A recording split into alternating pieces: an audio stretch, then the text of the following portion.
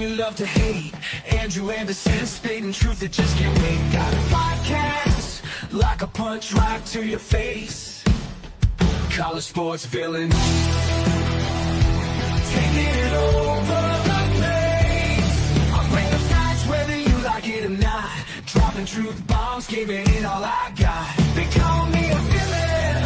Well, I wear that badge with pride. Nothing but secrets they try to hide.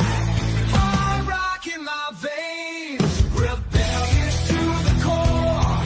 I won't back down, won't take it anymore. The bad guy of the podcast world, that's me. Unleashing the truth, setting it all free.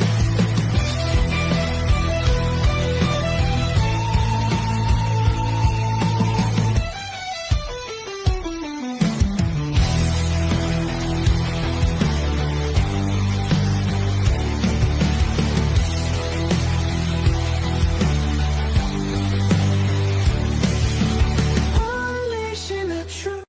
Welcome to Villains and Podcast. We have a special show tonight. It's the South Carolina show. So without further ado, let's go ahead and introduce some people.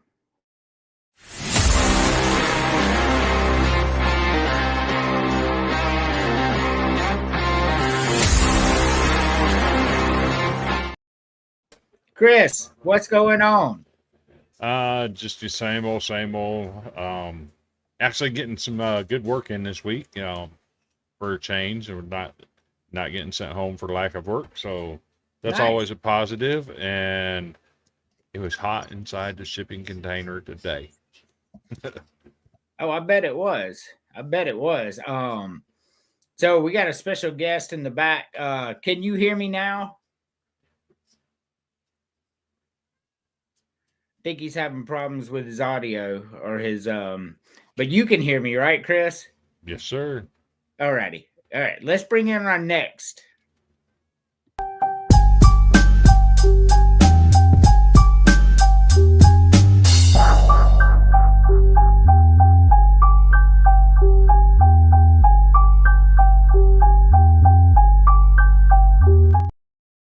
Emily, Hi. we fixed your entrance. Yes, thank you. You're welcome. Obviously, you picked the picture. Yes, I picked the picture. All right.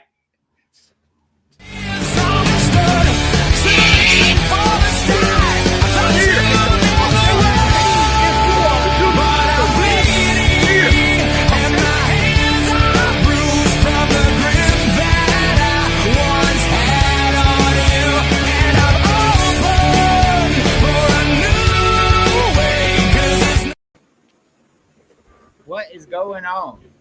Man, I told you I was coming in like a bat out of hell with my apparel. And look, we love it. Trying to get the shares up here on X real quick. I got a little I'll say behind. this. How can you go wrong with Shine Down, baby? Exactly, man. So look, I had the show set up and everything, and then right before we got on, it fucking kicked me out. And when the person who puts the stuff up gets kicked out, they have to put it all on again. So we got a little behind. Like I cannot find his intro. So let's do. Well, I can't play that. All right, hold on. I'm having a few issues here. Like everything got jumbled and rearranged. Is weird.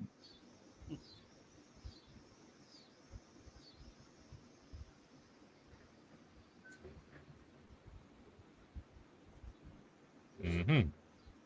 Wow. Can y'all hear me? Yeah. Yeah. Okay.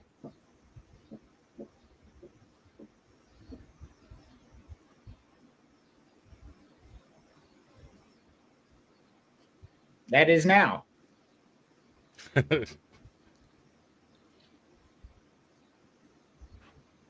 All right, Jeremy, welcome to the show. Just so you're aware, you're on mute. Somebody tell him he's on mute. He can't hear me, but he can hear y'all. You're That's on mute wild. too, Emily. Damn, I'm on mute too. You're on mute. Hey, Jeremy, he's saying you're on mute. Hang on, I think I got it. Yeah. You're on mute. Oh. Yeah, dude, you're on mute. You gotta unmute yourself.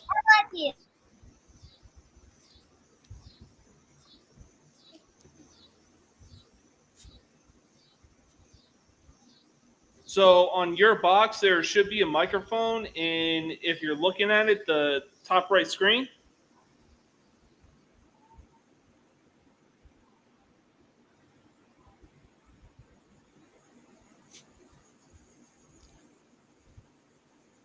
So he can hear y'all, but not me. Tell him it will not let me unmute his mic either. Yeah, I tried, and it wouldn't do the same for me.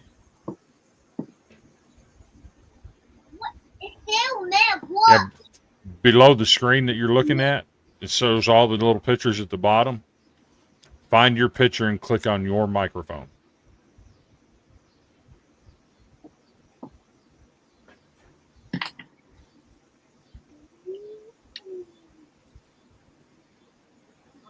No, you need to help me pull it back.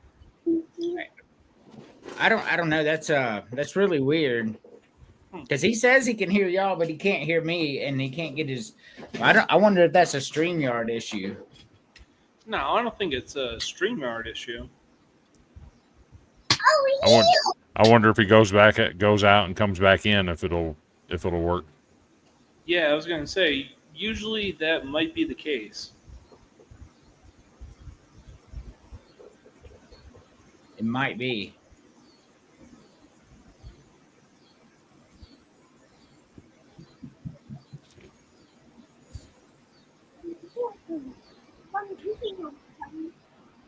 I don't know how to Can you help me? let's see. Help me pull this back. No, I can't do nothing but edit his name or kick him from the studio.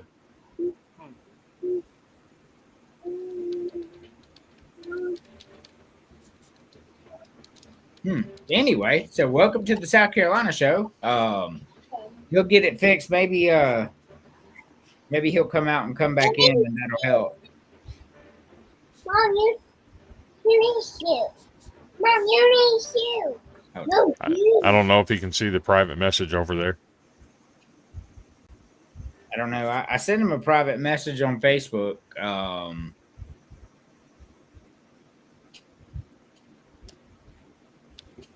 Yeah, like I said, try the top right screen where the microphone is. Maybe that should do it on your end, man. Like, click on the microphone on your screen.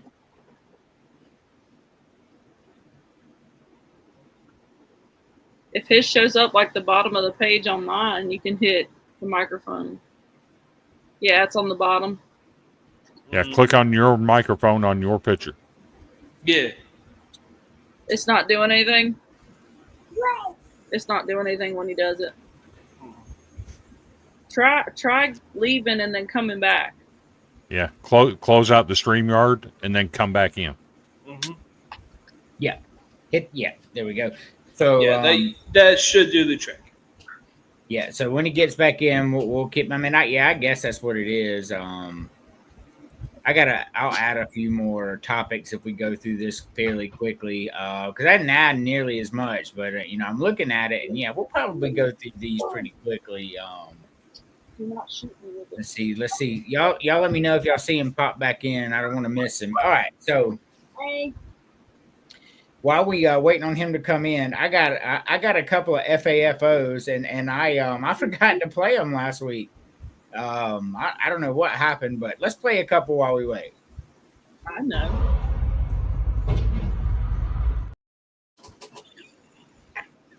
One more time. He did live, by the way.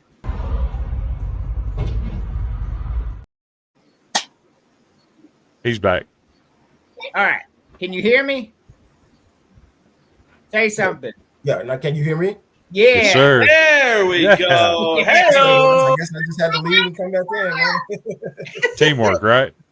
I was going to say, you would think with how advanced I was- technology has come nowadays, Man, I it'd clicked be on that much every easier, option. but it's not. Yeah, I clicked on every option that it had at the bottom for the microphone, and nothing was working. I was like, "What is going on?" Hey, Jeremy, what Yes, do you sir. think about this badass Sellers jersey my wife bought me? You got to back up a little bit so I can see. Wow. Okay. I don't know why, but Okay. when you got closer to the, basically when you got closer to the camera, it looked like it was black and gold. I didn't even go. Not even gonna lie. Yeah. That's a keeper right there, man. Although it would work. Yeah, it is. Black and gold would work for South Carolina. No, it would. Stop saying ridiculous things. Man, so Jeremy, did you see the FAFO? Was that the video you were just playing just now? Yes. Yeah. I caught it the second time you played it. That's crazy. That was crazy. So I got quite a few. I'm gonna go ahead and play a second one, then we'll keep the other 4 for later. Okay.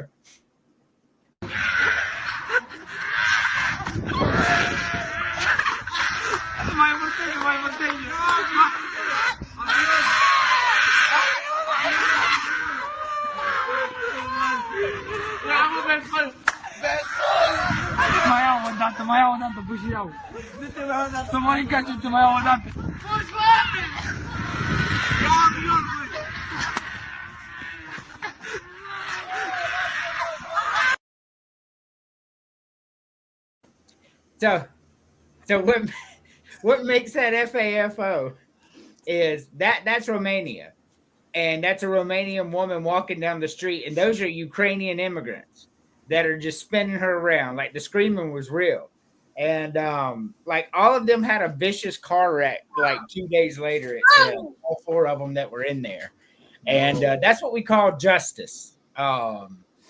Like just terrorizing an old lady. But I got to tell you, her screaming was hilarious. Yeah, like she alerted the whole neighborhood. She really did. It wouldn't really surprise me if she was like the instigator and everything like that. And as the old saying goes, don't start nothing, there won't be nothing. So let me ask you a question. While I do agree with don't start nothing, won't be nothing, what makes you think that a little old lady who could barely walk down the street is going to go up to like 4 able-bodied young men and just start instigating stuff? So it seems like I read somewhere that she would just walk around the neighborhood and just randomly start screaming at people, and that she walked up on these guys and tried to scare them by screaming at them, and they just weren't having it. Yikes. Well, my theory is she just started walking around. She saw these guys and just, in a way, she started talking shit. But at the same time, it was like, bet, watch this.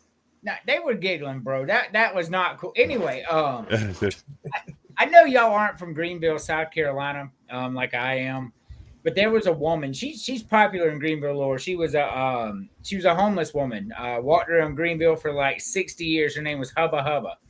And when I tell you this chick was crazy, she had a big old beard, right? Like I walked into a Papa John's one day. My cousin Shane, she owned, he was the manager at that one on Cedar Lane Road. And I walked in there, and she's just like, "Fuck you little cunt," talking to Shane. He's like, "Man, what's the problem?" Like she never even asked for nothing. She just come in, and he's like, "It like, did we mess something up?" Yeah, fuck you. I was dying. Oh my God. Dying. Hubba Hubba was the best though, for real. Rest in peace. All right, so we're here for the South Carolina show, and before we get that kicked off, the South Carolina show. Yeah, well, I'm excited about this. I'm excited. So before we get into that, I want to go right down the list. Pick one dark horse for this season that you could see sneaking in the playoffs and possibly making some noise, Chris. And don't say Vanderbilt, damn it. No, not Vanderbilt. God, God, it's so hard to pick because I've got a couple. I know you do. I know how many you got, and that's why this is funny to me right now. To be honest, What? I'll go Illinois. A lot of returning production, kind of Yep. easier schedule on the Big Ten side. They got very lucky. I could see them sneaking in, maybe, but I don't know. I don't think they're gonna. I don't think 9-3 is gonna get them in. However, bringing back 26 starters from a team that won 9 games last year, I completely understand why you would bring that Yeah. point, especially with that schedule. Man, how did they get such an easy schedule? And Iowa got raked balls to the wall. You ain't lying. That's just how it rotates in the Big Ten. But the only games I see them losing are Penn State. Or not Penn State. Ohio State is who they play. That's the only game I see them losing on that schedule. So, But here's the thing: you go 11-1, you can be in the Big Ten, and you can still be the 4th place team in the Big Ten, which is where I got them finishing. You can. James said yawn. So James Fender, who is our biggest fan, like I know you're saying yawn because it's the South Carolina show, but we literally did a whole Florida State show for you. And I don't like Florida State. So that's the ultimate compliment to you, sir, being our number one fan. James, one dark horse for this year.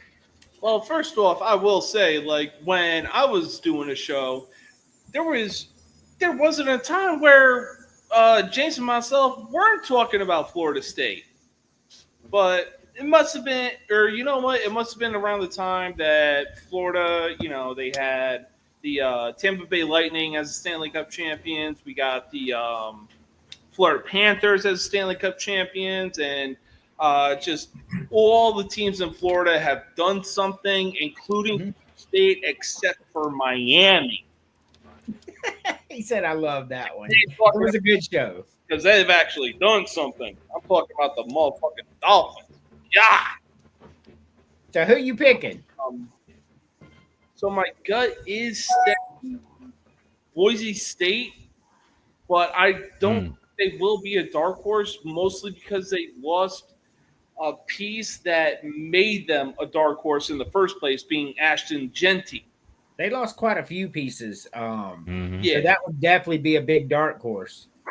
Yeah, but I'm gonna have to agree. It wouldn't surprise me if Illinois becomes a dark horse, or this might be some crazy talk, if Indiana can repeat what they did last year. I've seen Indiana's schedule. It's pretty rough. It's pretty solid this year. But, if they were to go in, that would definitely be a dark horse. Emily. Yes. I honestly don't know what this year is going to bring. So, it could be anything for me.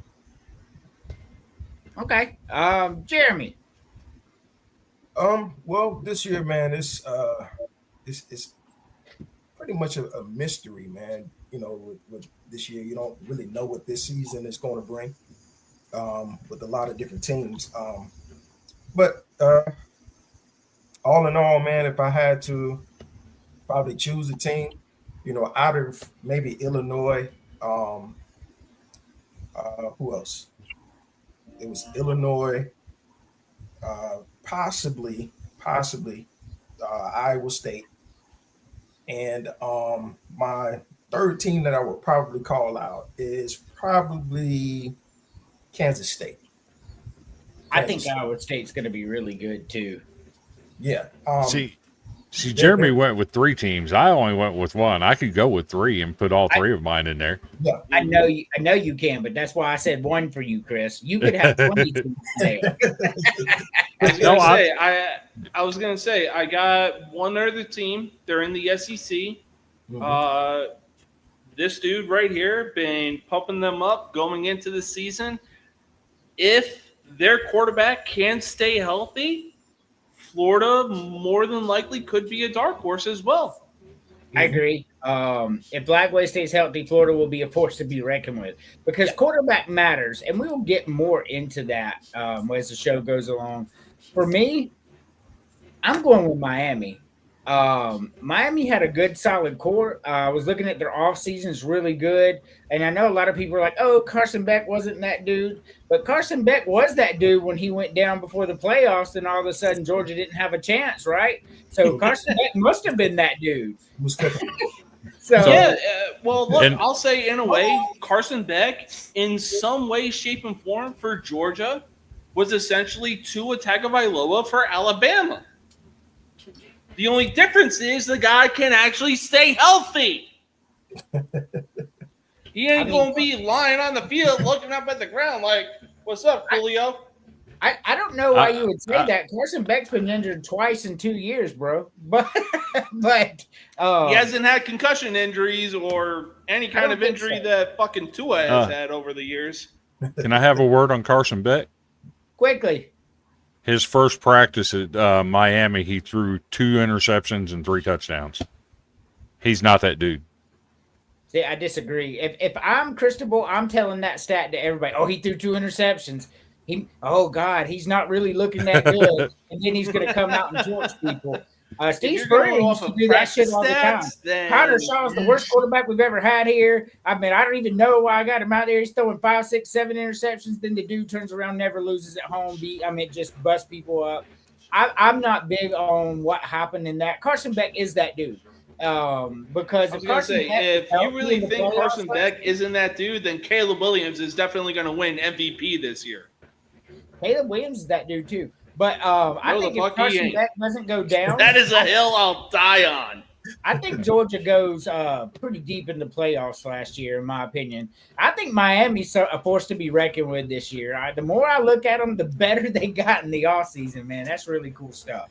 Just make sure they don't run into Notre Dame, baby. I think that would be a fun matchup.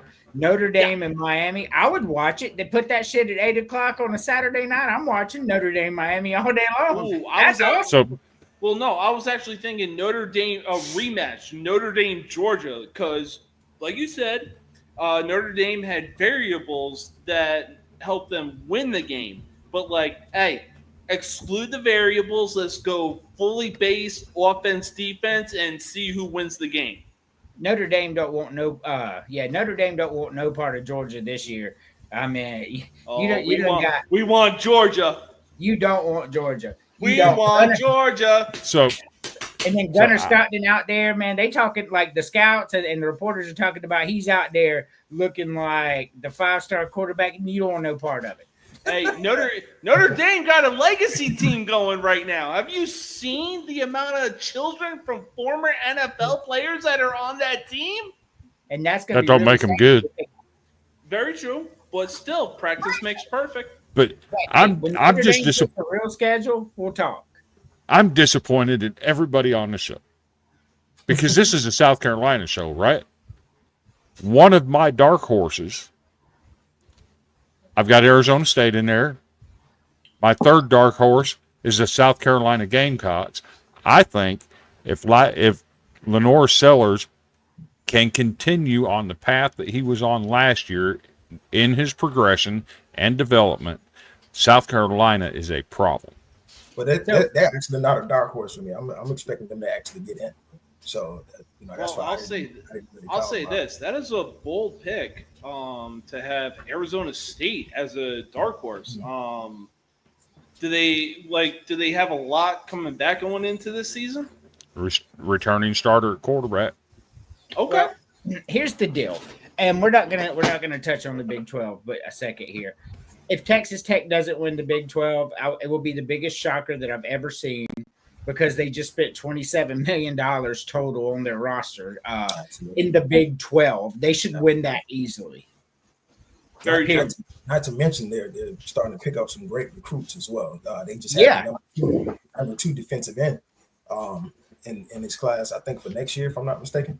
Just committed to them today, if I'm not mistaken. Yeah. So that oil money's paying off, man. Oh yeah, they definitely paying off that money. So this is funny. So I hope y'all aren't easily offended.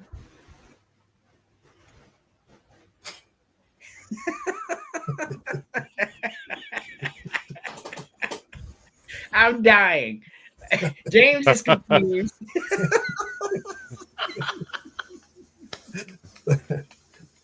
Oh man. Damn. I can't help it, man. I took a lot of days with Ole Miss today. He did a Well, lot. Hey, it ain't Right. Jackson Dart, and it damn sure ain't Eli Manning. So there's that. Oh yeah. Gunnar Stockton is a very good golfer too. I think that he had golf scholarships and everything as well. Look, Ole Miss, like, yeah, he just had unrealistic fan, and so I took the time to make several memes about them, and he did not think it was as funny as I thought it was. No, that was a He's- good one, straight up. I'm just saying, I saw what was going on, and that guy's been on a 3-day bender trying to piss people off, and he just got today. We got football season coming up. Why wouldn't we get pissed off in any way, shape, or form? Look, if you're gonna come at somebody like me, like look, you see how quickly I can put together something about your team. Like, you gotta know what's coming, and then you can't get upset about it when I bring it to you. Oh my goodness! So basically, don't mention sheep and Mississippi, and you'll be okay, because Yeah. that's what threw it over the edge right there for sure. I'll be right back. Honestly, if there's one thing I've learned being in the group chat, it's this. It's the classic, don't start nothing, there won't be nothing, but like, hey, it's also the classic, if you can't take the heat, stay out of the kitchen. So, I'm not going to reveal what group chat this was in, but I'm in the group chat that Andrew's talking about. And this dude puts something in a public group chat, right? I respond to it. He got bent out of shape because I responded to it. I'm like, dude, it's a group chat. You put it in the group chat, anybody in the group can reply to it. I don't care who you are. Correct. Oh, he didn't like that at all. So before we go to our next subject, we're going to play another FAFO. It's a 4-second clip, but I got to tell you, I am fucking dying. No. Oh no, one more time. Hey, look, play stupid games, win stupid prizes. So, Bro really thought he was trying to do something right there. but here's the thing that I just noticed about that I've never noticed. He didn't land on his ass. No, He folded his arm in about 4 different places. He saved his ass. Pretty much. Yeah, but he also landed on like his back and head as well. So, Emily, that's even worse. this is what you missed. Watch how he falls. I take it back.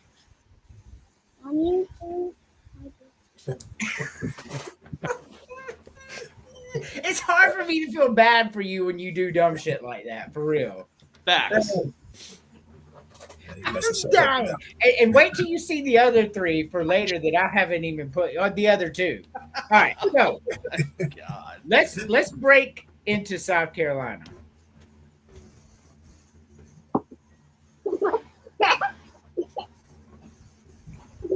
Sell us 316. Woo! See ya. We call that a rap in Columbia. We call that a rap. Oh, in your house too? Sauce 3rd and road. 16. All you had to do was defend 16 yards. I'll tell you what, if he goes to a team that needs a quarterback, watch out. They going to be dangerous. I'm telling you. Yes, sir. No, I want to play over there. So, real quick. I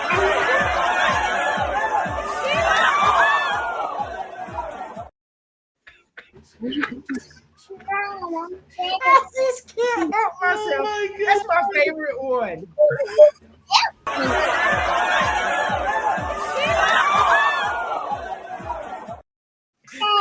Broke the stick and everything. Oh, I see. Oh my God, homegirl thought she was Aaron Judge. Oh, Lord have mercy. I'm just sticking to a boomerang. Oh my goodness, I'm dying. Legit Just dying. give me a deck of Oh, playing man. cards. I need to play a card that says "Bless your heart." All righty. I want to I'm gonna upload another one in a minute. But Chris, pick two of these candies. There's so much in there. Don't say which ones are nasty because you know we fit and eliminate them. Oh, you need to take it out. I'm going to take I'm getting smashed it. Starburst and sour worms. Okay. Okay. I mean both of those are good choices. James. Oh man, I mean everybody is a good choice on this list, but like it says, you got to pick two. But I will go with Starburst and the sour peach rings. Yeah, sour peach cream's good as fuck, man. I love them. Jeremy. Give me gummy bears and the sour peaches. Gummy bears and what? Sour peaches. Oh yeah, sour peaches are good. I like gummy bears too. Emily. Oh, you made more? Yes. Mom, you made more? Tasty Lucius. Two that I like. Yes. That would be Sour Patch Kids and Tootsie Rolls. Okay. Okay. Not crazy. For me, I'm taking gummy bears and Mike and Ike's with a close third on sour peaches. Those peach rings are so good, man. So good. God. You said gummy bears and peach rings. No, gummy bears and Mike and Ike's, but peach rings are a close third. Fair enough. I love Mike and Ike's and gummy bears, bro. I could eat like the 10-pound bag of gummy bears. I swear to God, I've done it before. You're not allowed to. No, I'm not allowed, but I have done it. You would be in pain afterwards, and I would have to put up with it. That is true. Chris, eliminate two of them. It's mine. You make mine. First one's pretty easy. Swedish fish, you're gone. Somehow That's I knew you were going to say that. I really did. Yeah, they're for being a gummy, they are a piss poor sample for a gummy. Just being real. Need more? And Hate them like that. and secondly, just because it's the flavor, I'm gonna say sour peaches. Now you give me the sour watermelon, and I'm keeping it. But the sour peaches, I'm getting rid of those. That's crazy talk. That's crazy talk. We have our first crazy talk of the day, getting rid of the just Jesus. James. Yeah, so I'm gonna have to go with Swedish fish as well. They are a pain in the ass when you put them in your mouth. Phrasing. On top of that, you know, you're in a battle because they get stuck in the most awkward places. You know what I'm saying? Where are you? I don't want to know. Yeah, I do not want to know. Well, I'm talking like up here, around here. You know, the upper lip and the lower lip. You know what I'm saying? That didn't make it any better. You said Raising! God damn it! Raising! Well, I'm like, where are you putting this fish, bro? And then he starts talking about upper lip and lower lip. That didn't make it any better. Damn it! I'm just setting myself up for failure at this point. What's your second one? Oh man. We were not laughing at the lady like that. Tootsie Rolls, you like Tootsie Rolls? But man, oh man, I'm probably gonna talk on this one, but I'll probably eliminate Mike and Ike. That's crazy talk. That's crazy talk. Yeah, I knew it. I knew it the second I said it was going to be crazy talk. And it was. I mean, but eliminating peach rings and Mike and I. Well, strike for both of y'all. it was between the rainbow fruit roll-ups and the Mike and Ike's. Look, that's a strike for each of y'all. Jeremy, eliminate 2. Well, guess we're going with the majority here, man. The Swedish Fish got to go. And second ones, I'll probably say the Airheads Extreme got to go as well. All right. No crazy talk. Those are very reputable ones to be kicking rocks. Yes. Emily. So I would get rid of the Mike and Ike's. Crazy talk. Not alone. Thank you, Emily. What else? I would get I picked 2. Yes, we eliminate 2. You know how the game works. The other one's easy. The Swedish Fish. So everybody chose the Swedish Fish, and I'm gonna continue that trend too. They're not that good. That's for sure. And my other one, I'm also going with the Airhead Extremes. Like I'm not a big fan of that. Like, it's a little sugar, and I don't know, man. It's just too much. It's doing too much with that candy. I'm done. The Airheads got to stick with the original, man. The original Airheads. Oh, correct. Yeah. Original Airheads are good. The Airhead Extremes, they never should have did that. Yeah, for real. What I mean, like, look, Airhead, man, the blue raspberry Airheads, man, and the watermelon. Those are the best too. Oh my god. No, cherry. The original Cherry. Airheads. Oh my gosh. Cherry's good. Mm-hmm. It wasn't the Airhead Extremes. They were like a solid Airhead bar, and you had to like do this to like kind of crumple it up and make it. They had the white mystery flavor. You know what I'm saying? They did, but we've never had to do this to open a What is it? Like Airhead balloons or something like? You know what the fuck I'm talking about? God damn it! Oh no, you start shaking your hand like this. I'm wondering what you're shaking over there. That's not what I meant, and you know you fucking sons of bitches. I love this show. I absolutely love this show. All right, we're gonna take our commercial break, our only one. When we get back, we are going to break down the South Carolina Gamecocks football 2025 schedule. Everybody will be making their predictions. See you in 2 minutes.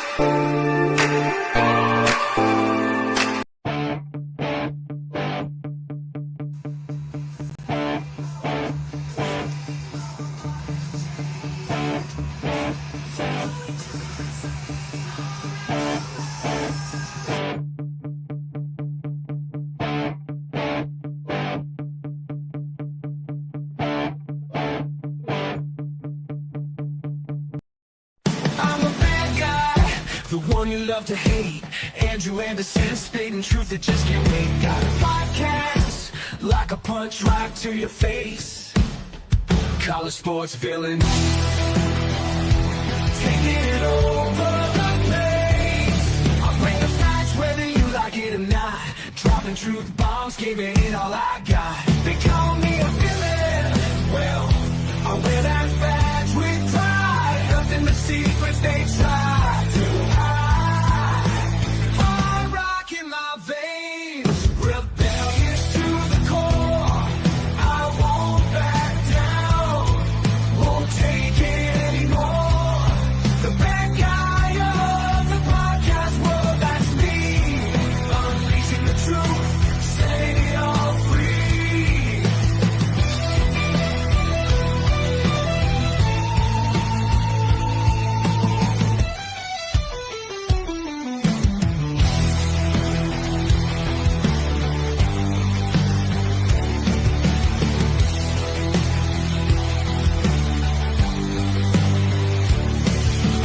Unleashing the truth. Welcome back. We are going to break down the South Carolina schedule now. Make sure I get my sharing finished. We will start at the top. Like y'all done switched around and everything. All right, cool. James, game by game, quick synopsis, final record. All right, let's see. So, getting things started, South Carolina welcomes Virginia Tech. That's a win for the Gamecocks right there. It's in Atlanta. It's neutral, just so you know.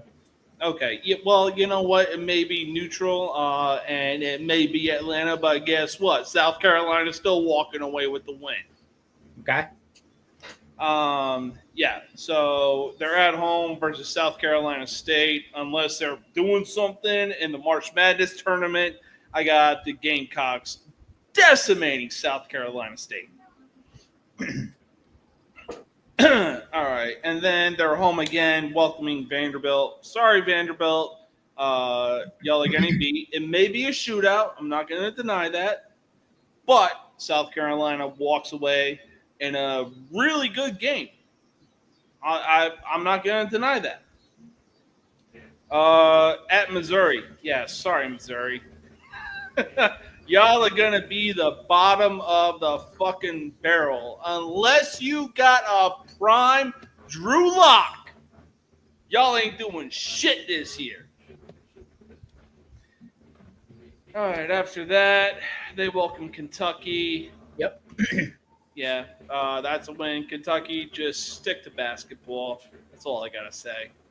So 5-0 so far. Yep. At LSU. Unfortunately, this is where South Carolina takes their first loss. Is it a night game? We don't know yet. It's a flex game. Okay. I was going to say, for all intents and purposes, let's just assume that this is a night game. Sorry, South Carolina, you suffer your first loss because, come on, a night game in Death Valley, that's like Teddy Long sending somebody to a mid-2000s Undertaker. If you know, you know. All right, so they go back home. They welcome Oklahoma. They get a much refreshed win. They welcome Alabama.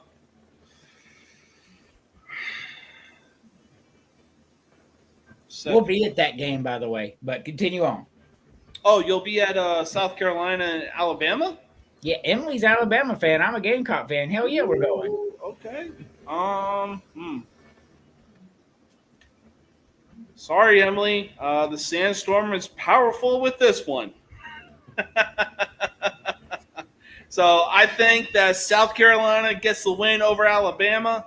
Why? Because Alabama has not been the same since Nick Saban stepped down. And I dare you to tell me otherwise. Ole Miss. This should be a shootout, but I'm going to give the win to South Carolina. At Texas A&M. Ooh, that's a tough one. I'm going with the atmosphere, and I'm going to have to go with Texas A&M. versus Coastal Carolina. Yeah, that's a win. So I'm going to have to say that the South Carolina Gamecocks go 9-3 with a loss versus Clemson to end the season. Alrighty, 9-3. Very respectable. Close to what the experts are predicting as well. Chris. So I don't think Virginia Tech is going to be that good. Some people expected them to contend in the ACC last year. They did not. Kyron Drones proved to be not what they thought they had. And by some people, you mean you. Well, I wasn't the only one that thought they were going to contend. It You just weren't. didn't. But you did say it. Yes, Well, let's I face it, did. the only thing Virginia Tech really has going for themselves is their fucking Enter Sandman entrance. That's fair. That's fair. South Carolina gets that win. South Carolina State win. Until Vanderbilt actually beats South Carolina, that's a win for South Carolina. Missouri, I think, is going to be the worst team in the SEC. That's a win. Kentucky, likewise, that's a win. Here's where it gets interesting. At LSU. So I don't know how many people saw this yesterday, but Garrett Nussmeier did get hurt yesterday. They did do an MRI. There's no structural damage. But that team is drastically different if there's actually something going on that plagues him throughout the season. Now, But most teams are. fair. Yeah. I do like their backup quarterback, Michael Van Buren. He played really, really well on a bad Mississippi State team. So he's capable of putting up some numbers. What that looks like at LSU, I don't know. But this is in Death Valley, presumably going to be a night game. With South Carolina 5-0, LSU about 4-1. Yeah, I would guess so. I think LSU sneaks off a win there. You get a win against Oklahoma. You get a win against Alabama. Ole Miss, I'm not sold on. Their quarterback is a better baseball player than he is a quarterback. And then you travel to Texas A&M. Marcel Reed at Texas A&M is a problem. I think that's going to be a sneaky good team down there. Agreed. Just because it's on the road at A&M, I think A&M pulls out a win there. I was going to say, and A&M is one of the most hostile environments that you can go into. Coastal Carolina, you'll be playing backups by halftime. Where's the belt? I need a belt to ass. Clemson. Yeah. Clemson's Clemson. I have them playing a national championship game this year. I think that's going to be a loss for South Carolina. I got them at 9-3, but I also think that 9-3 is good enough to get them in the playoffs. Yep, I could definitely see that. Jeremy. All right, let's get it, man. Let's do it. Let's do it. So first up, man, we got Virginia Tech. What's funny about Virginia Tech is I'm seeing a lot of their fans on Twitter that actually think they have a shot to actually beat South Carolina, and some of them even talking about blowing out South Carolina. And keyboard warriors, baby. Delusion at its finest. But, I be getting them. I told them they don't stand a chance of walking out of Mercedes-Benz Stadium with a win. So we got South Carolina winning that one. No problem. We got our Brad. We got our boy Brad talking shit in the comments. Oh wow. He's just saying that because I said Iowa was going to be 4-8. Hey, Brad, French dip over Italian beef. I said what I said. South Carolina like making fools out of people. It's essentially the same. The only thing. I love the low predictions. I love the low predictions. So they keep the low predictions coming, man. South Carolina's they actually thrive on making people look crazy on predictions. But second up, man, we got South Carolina State. No problem there. although they got it, they do have a good coach now, man. They got a brand new coach that actually came from my alma mater, from Benedict College, and it seems like wherever he goes, man, he turns the team into a championship team. So, but like I said, no problem there. South Carolina wins that one against South Carolina State. Then we got Vanderbilt coming to town. Their quarterback has this game circled on his schedule. I saw in the interviews they were talking to him about which game he was looking forward to the most, and he definitely said the third game of the season. So, so he's definitely looking forward to coming to South Carolina. But I'm sure South Carolina is looking forward to having them come to Columbia. Will be a much closer game maybe than it was last year because South Carolina straight up whipped those boys last year. But I expected a much more competitive game this year with some of the transfers that they probably brought in. So we got Missouri coming up next. That's another win. They got a couple guys out of the transfer portal, but I don't think it's enough to actually get them the W. So even with South Carolina going to Missouri, they still walk out of there with the W. Kentucky, no problem there. They stopped No problem. Stopped Kentucky last year. They'll do the same thing again this year. LSU. All right, so we got the boys 5-0 going to LSU, man. This game right here, I want to say it's gonna be another competitive game between these two teams. I don't know if y'all heard about. They said that Nussmeier actually had an injury at practice. That kind of, I guess, scared some people.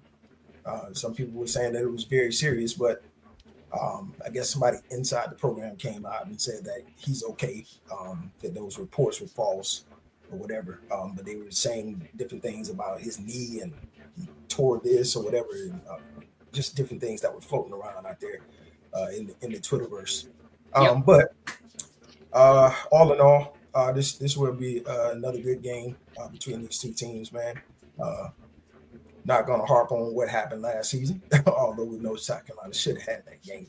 But I think with them having some of their key guys coming back, and they made some pretty good additions, man, in the transfer portal, I'll say LSU squeaks out a win here. Okay. So that'll be South Carolina's first loss of the season. So South Carolina comes back home, plays against Oklahoma. Oklahoma should be just a little better, this year, but still not enough to get the W. So South Carolina gets another win there. Then we have Alabama. Alabama's coming to town. A lot is going to rely on their new QB with Alabama. So I can't really say I see Alabama winning this game, strictly because of we don't know what that QB is going to look like at the end of the day. They do have a lot of returning starters coming back. They got a lot of production coming back. But South Carolina played that same team, of course, with Jalen Milroe at QB, played them very well last season. And because of a couple fumbles on Sellers' part, it caused them to lose the game. So, but with them coming to Columbia, man, Columbia is a tough place to play. Yep. So I can't say I see Alabama walking out with the win here. So got South Carolina winning that one. Then we got Ole Miss coming up next.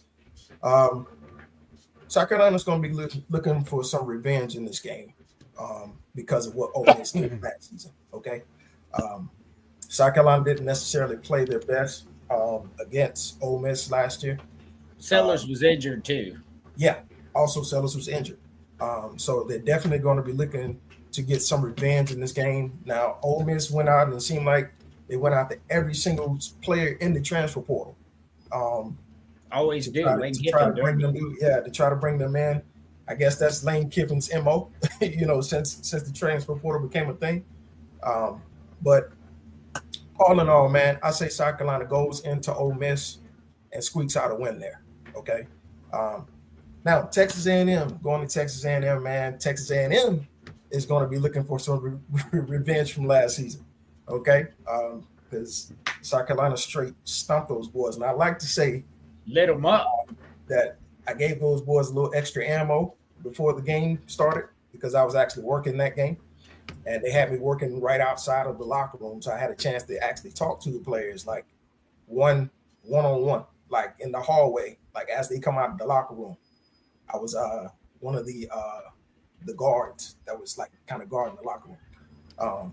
So I had a chance to actually show those boys something that that Texas A&M's fan base did the night before the game, which was right downtown in Columbia, South Carolina. Okay, and they were talking so much trash about South Carolina's offensive line and how they were the worst in the country and all of this and that. And so showed those guys, some of those guys' video, mainly the offensive line, QB, Nick Emenworry, like a couple of those guys, man. So, and a few of those guys actually took it to heart. They went back in the locker room. You can hear them like talking amongst themselves, you know, like I hear the trash talk, you know what I'm saying? They were talking. So those guys went out there, man, stumped Texas A&M. So Texas A&M is definitely going to be looking for some revenge. And this is possibly a trap game for South Carolina. So I'll say Texas A&M squeaks out the win here. Also, the North Sellers hasn't played in Texas A&M Stadium yet. So Texas A&M gets the win here. So we got South Carolina sitting at 2 L's right now. Coastal Carolina, as he said it earlier, they'll be playing their backups, man, at the beginning of the second half. Okay. Clemson coming to town. Another good game. But all in all, playing in Williams-Brice, as I stated, it's a tough place to play. Okay. They walked into Clemson last year, got the win. And also, you know, everybody's putting Clemson high on their list this year. Understandably so. You know, number one, looking at the conference that they're playing in, the competition that they play, you know, it's easy to say, you know, Clemson's going to make the playoffs, Clemson's going to do this, Clemson's going to do that. Understandably so. Okay. But I have a couple concerns, you know, with Clemson, man, the offensive line, the running back situation, you know, I'm looking at, you know, things of that nature. Okay. You got a couple good guys on the defense. You know, I give them that. Okay. You got the receivers. That's good. And you got Klubnik. Okay. But Klubnik has had trouble beating ranked teams. And he's had trouble beating tough opponents. Okay. So those are a couple of concerns of mine. And so I'll say South Carolina actually squeaks out the win, being that they have a home game. I have South Carolina actually sitting at 10-2. Very nice, very nice. So 2 9-3s and a 10-2. See, everybody's very high on South Carolina, and we'll find out how I feel about it momentarily. Emily, you're on mute, by the way. Yes, because of a crazy 4-year-old. Right. But so I have them as well at 10-2, and the two losing would be, I think, LSU and Texas A&M. LSU and Texas A&M. Those are going to be tough games for sure. Old picks, not gonna lie. So nothing crazy there. All right. So let's break it down. So we start out the season in Atlanta against Virginia Tech. Virginia Tech fans are chirping. I've been on X just really trolling them. Virginia They're Tech jumping up and down like a bunch of dumbasses. Look, Virginia Tech is not a good football team. Like, hold on. Virginia Tech is not a good football team. I said last year when Chris was like, no, they could compete in the ACC. They can win 10 games. And I told Chris, I was like, Vanderbilt's going to beat Virginia Tech. Like, if you look at the squads that they got, Virginia Tech can't beat them. And everybody was like, that's crazy. No way Vanderbilt's going to beat Virginia Tech. Not only did they beat them, they beat them down. Virginia Tech is not a good program. They did nothing in the offseason to make me think they got any better either. I think this is a blowout in Atlanta. I think this is a statement game that South Carolina uses to set the tone for the year. I think they blow them out 42-10 style. You're going to see much of the same with South Carolina State, 42-10. The North Sellers might not touch the field after the first quarter in this game. Like it may go down like that. Get our backup some reps just in case. Damn, though, Vanderbilt- 42-10 is generous. Well, I mean, like we're going to play our second and third string in the second half. I don't see us running up the score on a in-state opponent like that. It's just bad business. True. Vanderbilt, Agree to disagree. not. I mean, like unless it's Wofford, which for some reason South Carolina just really hates. We don't run up the score on Furman, said it on nobody. Vanderbilt is going to be a good game. Diego Pavia. Like the problem is, like I love your confidence, but like you're running your mouth and you're trying to write checks you can't cash. Like I love the fact that you're confident, but you're not going to the national championship game. You're not beating Alabama in Alabama, and you're not beating South Carolina at South Carolina. It's Don't just, forget they got this just off a 7-6 season. shit, we got one off a 7-5 season when we won our first fucking bowl game ever in 1994, man. Like we didn't win a bowl game till 94. That's South Carolina history. But South Carolina's going to do what South Carolina does, and that's beat Vanderbilt. Until Vanderbilt can show me differently, I'm counting that as a W. So Jeremy, funny story. Me and my wife, we were going to our first game ever at Williams-Brice, and she's like, "What game you want to go to?" And I legitimately said, "Let's go to Vanderbilt so at least I could see a win." And that was in the Muschamp years. That was a true story. That's how when we went down there and watched them win during COVID, man, that shit was awesome. Hey, no lie. It's a fucking mental thing right now with Vanderbilt and South Carolina. Until they get it in their head that they can get it done, they're not going to beat South Carolina.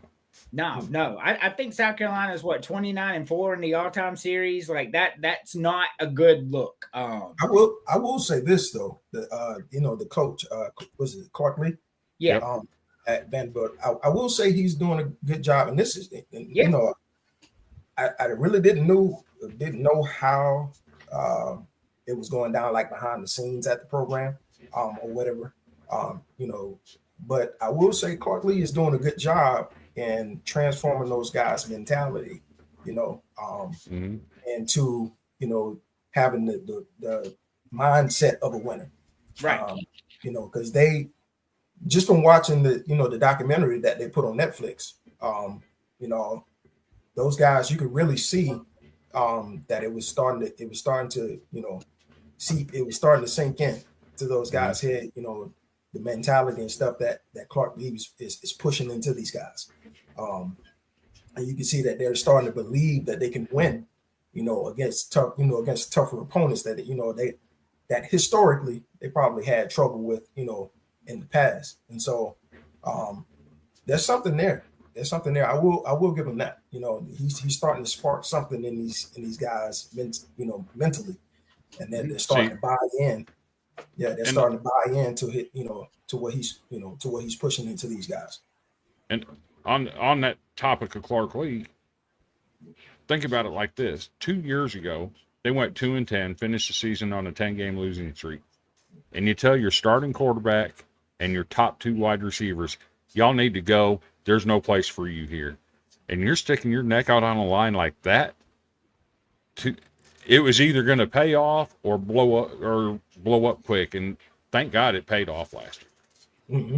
So Jeremy, real quick before I move on, never mention Vanderbilt on this show because you will get a 30-minute dissertation about how Chris has a heart on it. Hey, I will say this. The last time that I saw South Carolina was good, this dude had 2 names and 7 syllables and arguably the greatest play in bowl history that I have ever seen in my entire life. And there are commentators that would attest to that. He's talking about the hit. Yes, sir. Mm-hmm. Absolutely. Man, what a moment. Davion Clowney, baby. Davion, man. That man went into that tackle like a bat out of hell. And he said he was trying to kill. He said he was trying to kill him, man. The greatest, and to quote the greatest heavy metal frontman of all time, that man went into that tackle like a motherfucking crazy train. So yes. So I before I move on with my predictions here, I was at the South Carolina Clemson game. 2011 maybe 2012. I'd have to go back in my head. And I was there when South Carolina beat Clemson when Jadeveon Clowney broke the sack record. So yeah, Jadeveon Clowney owns the Clemson Memorial Stadium sack record. I love it, man. It's just salt on the wound. And so he walked up because we were on the field. Like we walked on the field, whatever. He walked by me. I'm like, God damn, that's a monster. That's a big motherfucker, man. What was he, like He was 290 huge. pounds? Huge. Like I was like, all right, so we don't run into guys like this in a dark alley. I just want to go ahead and note that. How did you cheaters get so many 7 home games, bro? Like I'm pretty sure FSU has 8, so I don't know why you're saying that's cheating. But all right, let me continue on. All right, so we beat Vanderbilt. Missouri, yeah, they're super bad. We're gonna go into Missouri and embarrass them. Kentucky, man, like Shane Beamer, like he raises his level of happiness when he plays Mark Stoops. He cannot stand the guy. Since Mark Stoops made the stupid sunglasses and dancing comment 4 years ago at SEC Media Days, Mark Stoops ain't won yet. Dumbass. I'll do you one better. Missouri will be lucky to even get 14 points. Yeah, that South Carolina defense is going to swarm them pretty bad. Without Drew Lock back there, I don't think they get 14 either. All right, so South Carolina's 5-0 going into Death Valley. Flex game. I got LSU at 4-1 at that point, so it'll be an 8 p.m. game. Doesn't matter. This ain't the same. Lenore Sellis walks in there healthy with Mazio Bennett. Faison, they just put it down today that there's a 98% chance that he's going to get approved. You got Nicholas Harbor, who beefed up like a freaking monster. I don't know if y'all seen that transformation, but Jesus Christ, man. And he's faster than he was. Look, this is fitting to go down. Brian Kelly's a fraud, and Shane Beamer's going to expose him. When South Carolina marches into LSU, they cannot have the refs help them this year because that shit got big. That became a whole issue at SEC, and they actually had to take accountability against the referees, who, by the way, did not coach again for the rest of the year. So that tells you what they thought about that situation as well. South Carolina beats LSU 6-0. Oklahoma comes just to leave with an L. Brett Venables will be fired at the end of this year. 7-0. Alabama, very good team. I think Kalen DeBoer's a great coach, but I don't even know what their quarterback's going to be. What's that going to look like for them? Their defense, what's that going to look like for them? And to come into Williams-Brice, I don't think they're ready. On top of that, he ain't no Nick Saban. No, he's not. But even when Nick Saban walked into Williams-Brice, he left with a fucking L too. Yes, he did. So give me South Carolina. At this point, I got them at 8-0 at Ole Miss. Lane Kiffin, a fraud, been coaching 30 years, talking about how great he is. What has Lane Kiffin won? What has Ole Miss won? It's a joke. South Carolina's going to walk in there and embarrass Ole Miss. Hey, he gave the Giants the second greatest awkward quarterback out of Ole Miss. Yeah, but he wouldn't have recruited him. He had to pay for him. But South Carolina beats Ole Miss pretty badly. And then South Carolina rolls into Texas A&M. Now, I think this is the dark horse of the SEC. I agree with a couple of y'all. I think this is where South Carolina is going to take an L. They're going to be riding a huge high, all this, and then they're going to go into that environment, dials. It's a recipe for disaster for South Carolina from the jump. And South Carolina embarrassed these boys last year. I mean, embarrassed them. I mean, just scored at will, just flinging the ball around, nothing they could do. I don't think it happens again this year. I think there's a lot of motivation. I think South Carolina takes the L here. Coastal beat down. And then comes in Clemson. This one, man, I agonized over this one, but I understand your concerns, Jeremy. But when I look at what Clemson's going to be coming into, their schedule, LSU, cupcakes the rest of the year, and then South Carolina, they're coming in healthy. They're going to not play their starters in the second half like they've done for the past 20 years, which made them dangerous in the playoffs all those years while they were able to win those national titles. Alabama, all these other teams are bringing in injuries. They bring in nothing because their starters aren't playing in the second half of any of these games. They're going to come in very healthy in here. And South Carolina is going to be a little banged up. I mean, look at that brutal gauntlet. LSU, Oklahoma, Alabama, Ole Miss, Texas A&M. That is a fucking gauntlet that nobody else in the country would want to play. I promise you they would not. So, wow, if you really consider Oklahoma part of a fucking gauntlet, yeah, man, let's not pretend. I mean, like, no, Oklahoma's I'm not sorry. gonna win I'm sorry. 10 That's games, some fucking crazy talk. I mean, they went to Alabama, beat Alabama last year. Like, you never know. That's true, but come on. Oklahoma went 6-6 last year. So I guarantee you Notre Dame wouldn't want to play LSU, Oklahoma, Alabama, Ole Miss, and Texas A&M and Clemson back to back to back to back. That's not the point. Shut up. Okay. So I think Clemson sneaks one here. I think Clemson gets the win. They come in healthy. I think really Shane Beamer's really going to come to the conclusion. If South Carolina goes 8-0, hey, no doubt. And I think what's going to happen, we're going to see at halftime that South Carolina's not healthy enough to win this game. Shane Beamer's going to be like, even if I take an L right here and go 10-2, I'm in the playoffs with what I've got here on this screen. Like, if they're going 10-2 with this schedule, they're not keeping them out of the playoffs. It's not going to happen. So I think they lose that game. I think South Carolina ends up 10-2. And I think it's a fantastic year for South Carolina. I think they go into LSU. Brian Kelly's a fraud, bro. Like, I think LSU has a lot of talent, but that coach ain't shit. I mean, I don't like him. He's been dirty from the beginning. He has treated players like absolute fucking dog shit. I mean, like, he comes down to Louisiana. He has treated him like shit. Lots of nasty stuff coming out about Brian Kelly, by the way. Tyron Lacey, who was it? A dude that really suffered an injury. And, he has one of the cornerbacks or whatever. Yeah, one of the cornerbacks. Yes. Yeah. Yeah. And we did him really dirty, man. They did him really dirty. Very dirty. And then if you look at, like, just the guy, just himself, he's not a good coach. Like, he goes down to Louisiana, and we kind of laughed this off because it was goofy, but he goes down there and he starts talking like Coach O, and like there's nothing genuine about this man, is my point. Nothing genuine about Brian Kelly. Nothing. Like, yeah. I just he's going to take that out. Give me 10-2 for South Carolina, man. I believe, like, and Chris will tell you, I had South Carolina at 6-6 at the beginning of last year.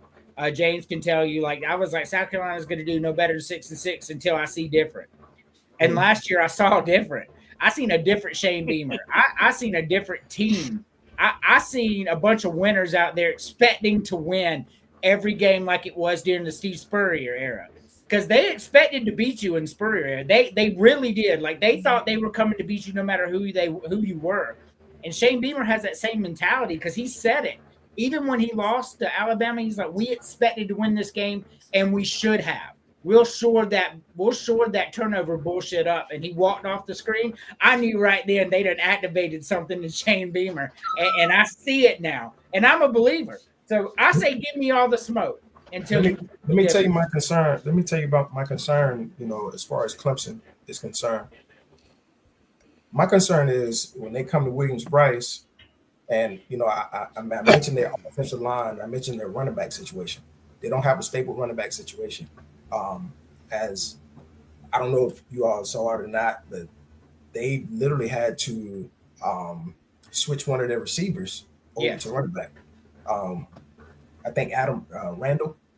Yes. Had to switch Randall over to running back. Now, we don't know how Randall's going to look, at the running back position. Although in practice, him doing drills, he looked good, doing drills. But, when it comes to in-game action, we don't know how he's going to look. So, as far as the O line, we don't know who they have, because that O line wasn't like really, really, really solid. You know what I'm saying? Last year, they did enough to get by, yeah. But coming into this year, you don't know how that offensive line is going to look. So my concern is if they're not able to successfully run the ball, to actually open up the passing game, South Carolina's going to make them one-dimensional.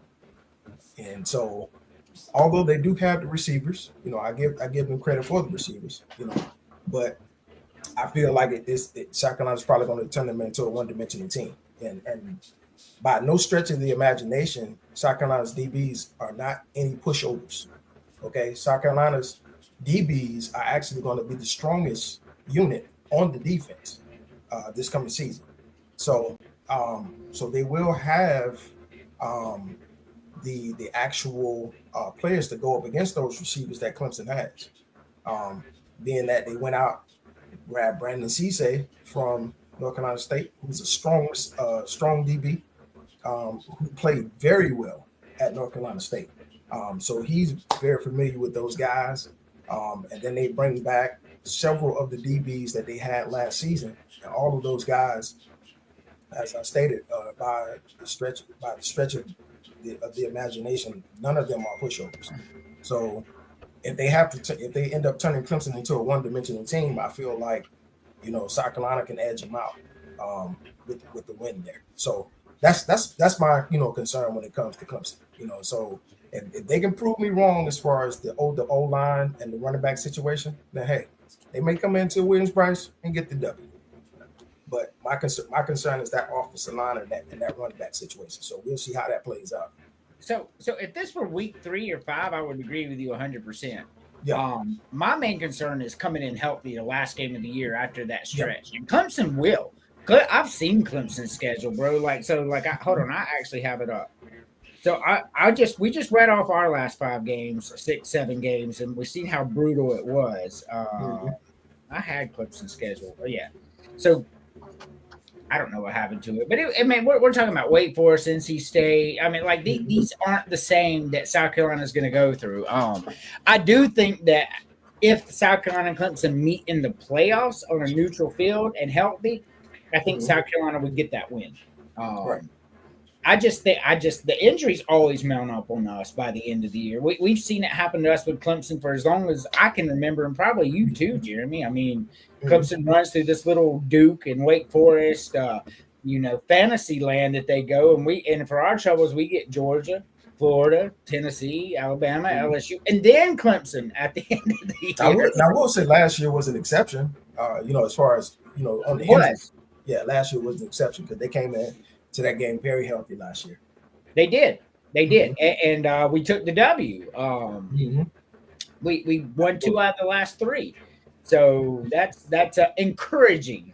But that schedule for us toward the end, like you normally do you remember, Jeremy, long time ago where we would start every season 5-0 and then finish 6-5 and 5-6 because our last one would be Georgia, Florida, Tennessee, LSU every year. That's kind of the way this schedule feels. It does. Very, very easy on the front half, the back half brutal. But if we start 5-0, which we should, this ain't Will Muschamp. This ain't Sparky Woods. I mean, this ain't all these, fat hamburger boy Brad Scott. This ain't them.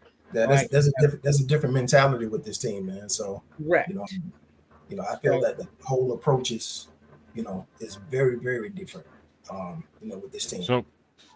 So I do have to ask one question, though. We've been talking about the ACC and how weak it is. If you're Virginia Tech, you got the very real possibility of opening the season at 0-2 and losing both games to SEC schools right off the bat. Yep. What does that do to you? So they're going to lose both of these games. I mean, Vanderbilt's a better program right now. Earlier in the offseason, I had Virginia Tech winning this game, but the more I dig into them, they've done nothing to improve, and Vanderbilt has. They're starting 0-2. They're losing to South Carolina and Vanderbilt to start the season. And yeah, that's going to decimate them. It's going to really mess with them mentally. They're going to occur a lot of injuries against South Carolina and Vanderbilt. Both teams very physical. It's going to be a bad year for Virginia Tech. Oh, yeah. I will say this, though. If you're Virginia Tech, yeah, losing to SEC schools is definitely a bad thing. Why? Because SEC sets the bar when it comes to college football. However, in those games, it doesn't matter. Yeah, you know what? It doesn't matter how many points you lose by. Walk out of that stadium with your heads held high, knowing that you at least put up something against an SEC school. Mm-hmm. I mean, Virginia Tech. All right, so and then we're going to move on. So let's say they start 0-2, which I believe they will. Then they got ODU. Old Dominion is not a bitch school. So and then plus Virginia Tech just canceled the 5 games with them. Oh yeah, they mad. Oh yeah. They Oh, hey, don't sleep on Old Dominion when it comes to the March Madness tournament, though. Yeah. So I'm just saying, Virginia Tech, man, they screwed Old Dominion out of a lot of money. They had agreed to come to their place 3 times and do a home and home, and then canceled all the away games. So you know, ODU could take that personally, and they could take a loss, and then they beat Wofford, and after that, NC State. At NC State, that's not a pushover.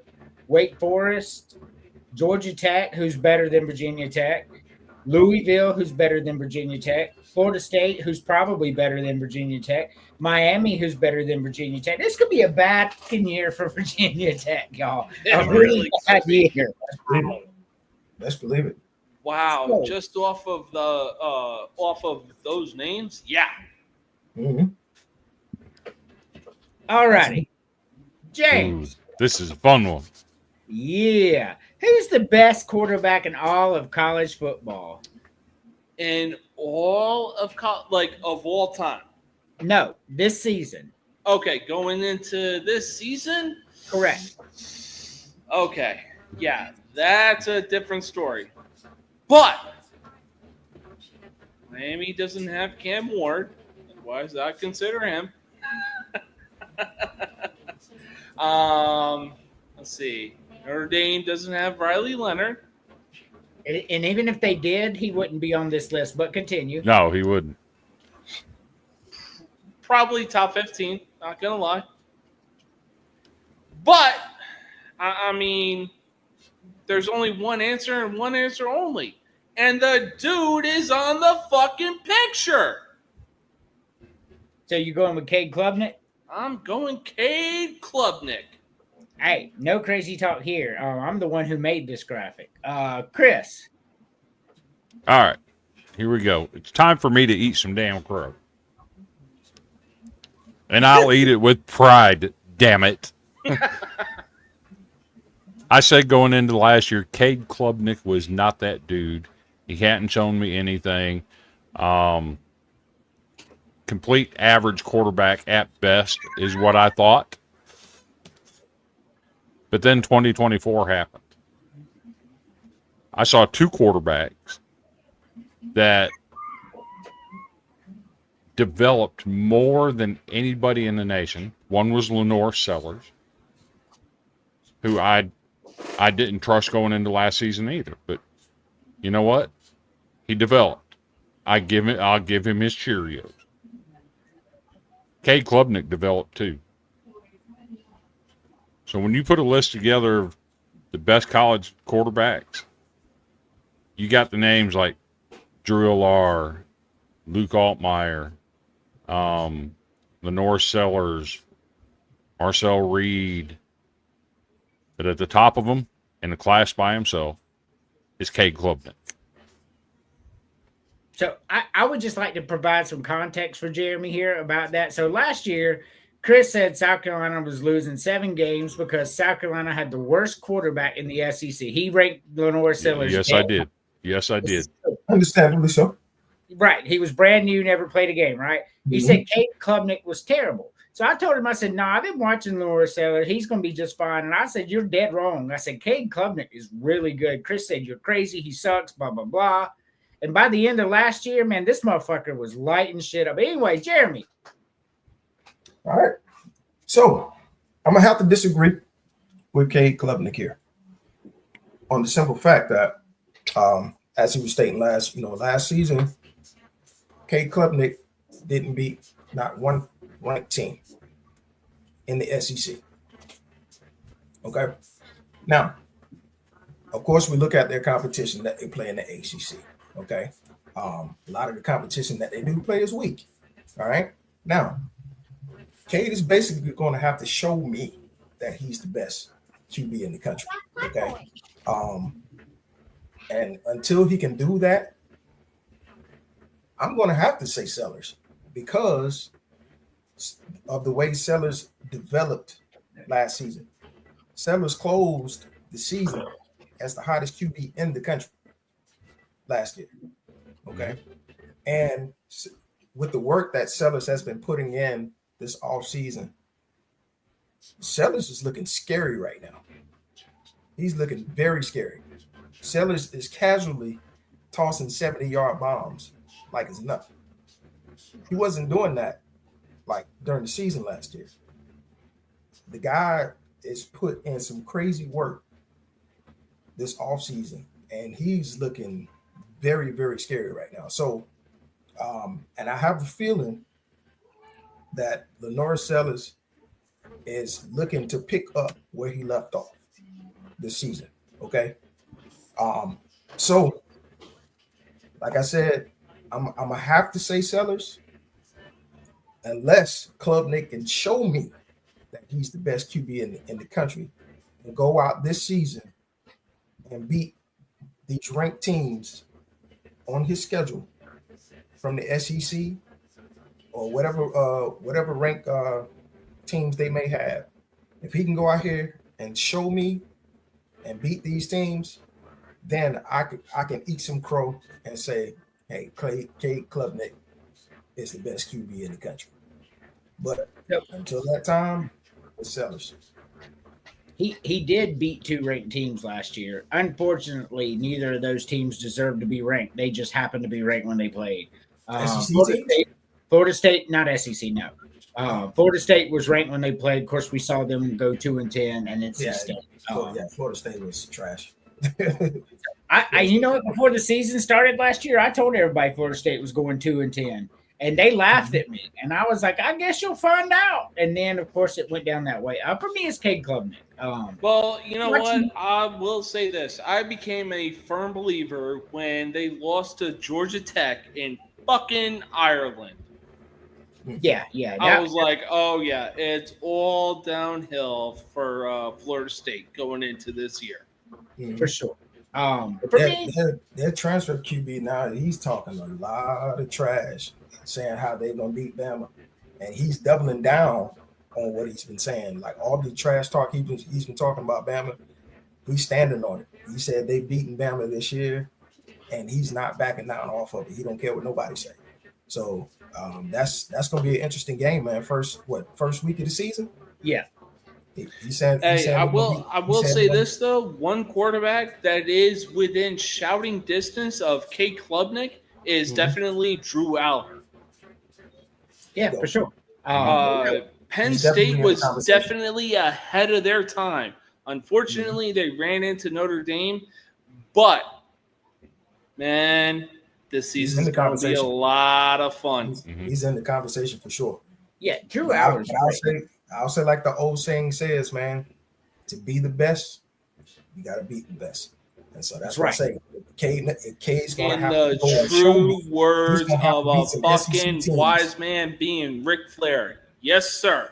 To be the best, you got to beat the best. And he hasn't. So he got to go out and show me this year. He's going to have to go and beat some SEC teams this year.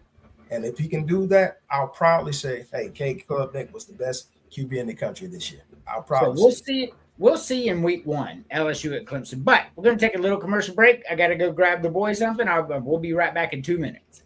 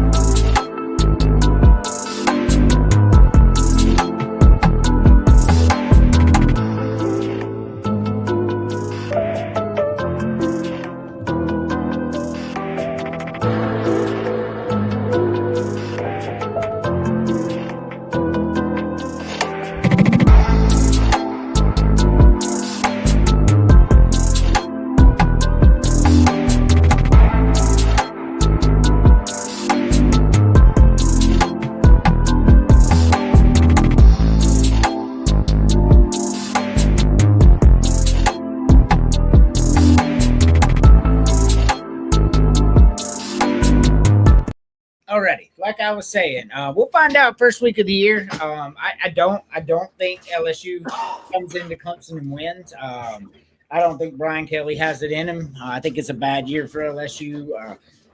And we talked a little bit about Clemson's offense, but having 3 of the top 10 projected draft picks, all 3 on defense, man, that defense is going to be nasty. I'm going to have to eat that. As much as I fucking hate Clemson, that defense is going to be nasty as hell. But with that being said, I got this right here. I'm about to tear our childhood down. Chris is 77. So, no, I'm just kidding. James, eliminate one. Oh, God.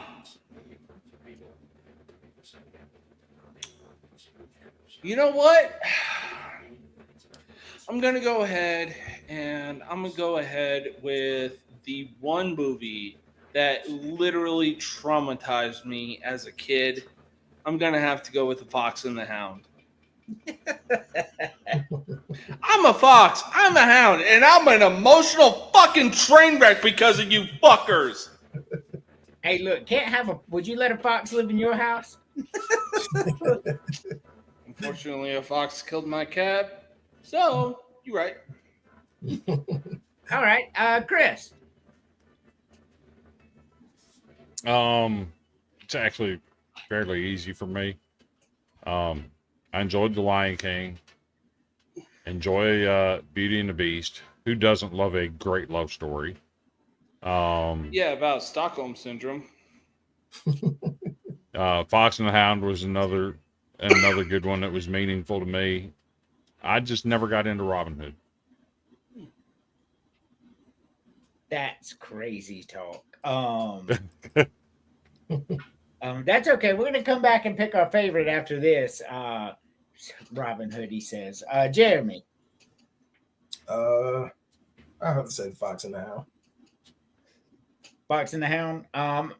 We're gonna make this almost a clean sweep. Yeah, Fox and the Hound, like it was okay and all, but it didn't hit like these other 3 movies hit. Not for me, anyway.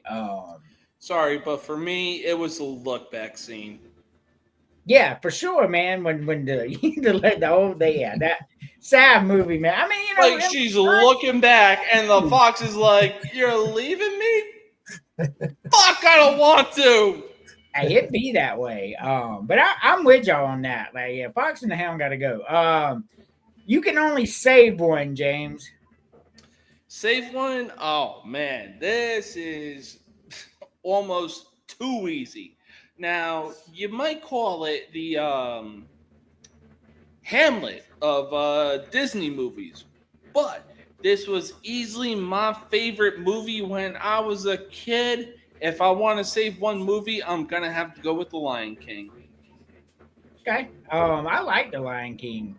Like, I really did. It was a really good movie. Even though Mufasa did scar me for life, but, bro, the casting, the voice casting, undeniable.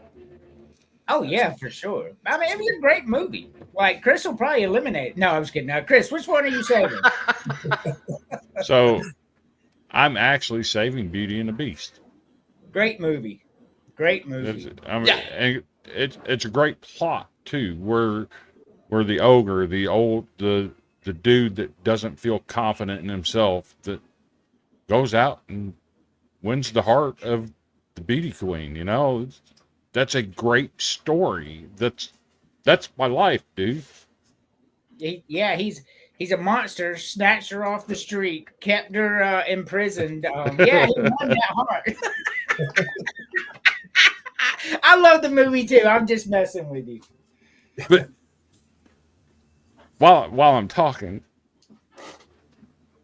I've kept Lion King, right? I didn't eliminate it. But if you remember, the Lion King is one that opened the door with all the conspiracy theories about the smoke in the sky, and you get my drift. So yeah, that's because there's a bunch of perverted pedophiles that like to see things in everything, and Yeah. You know But what? that's the one that opened the door to all that. We should purge ourselves of those pedophiles. Anyway, yeah, we're not. And look, I'll say this: you look at a good chunk of Disney movies that were actually made into movies, and you look at the book versions of them. It is very dark. Mm-hmm. Oh, dude! So don't ever read Stephen King's It if you don't like very dark, man. Mm-hmm. So in that book, man, there's a bunch of 11-year-old kids having orgies with each other to gain the powers to be it. Man, Stephen King's a weird fucking dude. Anyway, Jeremy, save one. He has some booger sugar. Yeah, all big stars of the '80s did. Very true. Very true. We're absolutely going to save the Lion King, man. Got to save the Lion King. It's classic. For sure. I love The Lion King. I love Beauty and the Beast as well. I love gosh, both of those movies were just really good. But for me, I'm saving Robin Hood. So the only two movies that existed during my childhood were Robin Hood and Fox and the Hound. Beauty and the Beast and Lion King came out in the 90s. I was 10 or 11, still enjoyed them. Don't get me wrong. I love Disney movies even at 44. Moana's the shit, man. Anybody says different, they're hating. Hey, look, Robin Hood is just as good. There's no denying that. So I'm saving Robin Hood, man. That movie was great. You got Baloo in there and everything about it. The song, my wife had the song as her ringtone on her phone for years. Like I love, I love that. I don't have ringtones because my phone's on silent 24/7. I ain't about all that dinging and all that, and I can't do it. But that was a hard one though. Like I have another one where you have to eliminate DuckTales, Gargoyles, Darkwing Duck, or Chippendales Rescue Rangers. And I was like, man, I can't even eliminate one. I made this shit. I'm sorry. I'm going to have to go crazy talk and go with Chippendale.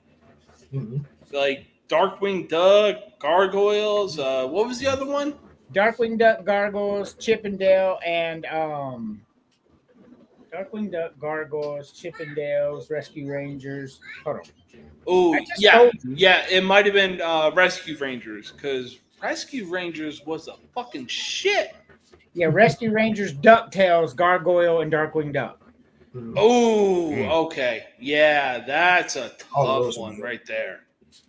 Which one are you eliminating? We'll just do this real quick. We won't do a save one. You talking to me? Yeah. Out of the ones you just named? Yeah. You have to call get rid of one. Call them again? You have to. All right. So Chippendales Rescue Rangers, DuckTales, Gargoyles, or Darkwing Duck. Oh man. I know. That's tough, man. That's tough. Yeah, because Darkwing Duck, all of them were good. All of them were good. Really good. Man, yeah. God, dang. I'll say based off of I guess how much I watched of each one, I'll probably say I maybe watched Gargoyles just a little bit less than the others. But all of them were good, man. All of them were good. For sure. James, you're eliminating Chippendales? Yeah. I might get some crazy talk on this one, but putting Chippendales aside, gonna have to eliminate Gargoyles. Okay. I got you. No one asked you to eliminate two. You're just making it harder on yourself. Yeah. Very true. Very true. Chris, which one are you eliminating? This was hard for me. Like I made this shit and I'm still scratching my head. This is so simple for me. I'm eliminating the only one I've never fucking heard of. What the hell is a Darkwing Duck? What the fuck? The terror that flaps in the night. Let's get dangerous. Are you kidding me? Okay, I've never heard of it. Well, I'm not going to give you crazy talk because Well, you've yeah, never heard clearly of it. Nobody in their right mind is eliminating I'll say that. Darkwing Duck out of this. I've never heard of it. Never heard of it. That shit was My good. wife's going to be here in about And 45 my old lady's minutes, going- and I guarantee you she heard a Darkwing Duck. My old lady's going nuts in the background, hollering at me. You've never heard it? No, I've never heard of it. Man, that shit's good, bro. Darkwing Duck, man. I am the terror that flaps in the night. You can't do better, Darkwing. Let's get dangerous. I can't eliminate none of them. I if I had to, like, I guess I would agree with James. Chip and Dale would have to go, but I don't want it to. Very I true. mean, Very true. all right, so let's get to our last subject of the night. I've kept y'all here a long time. I've had fun, man. I love talking sports. Absolutely.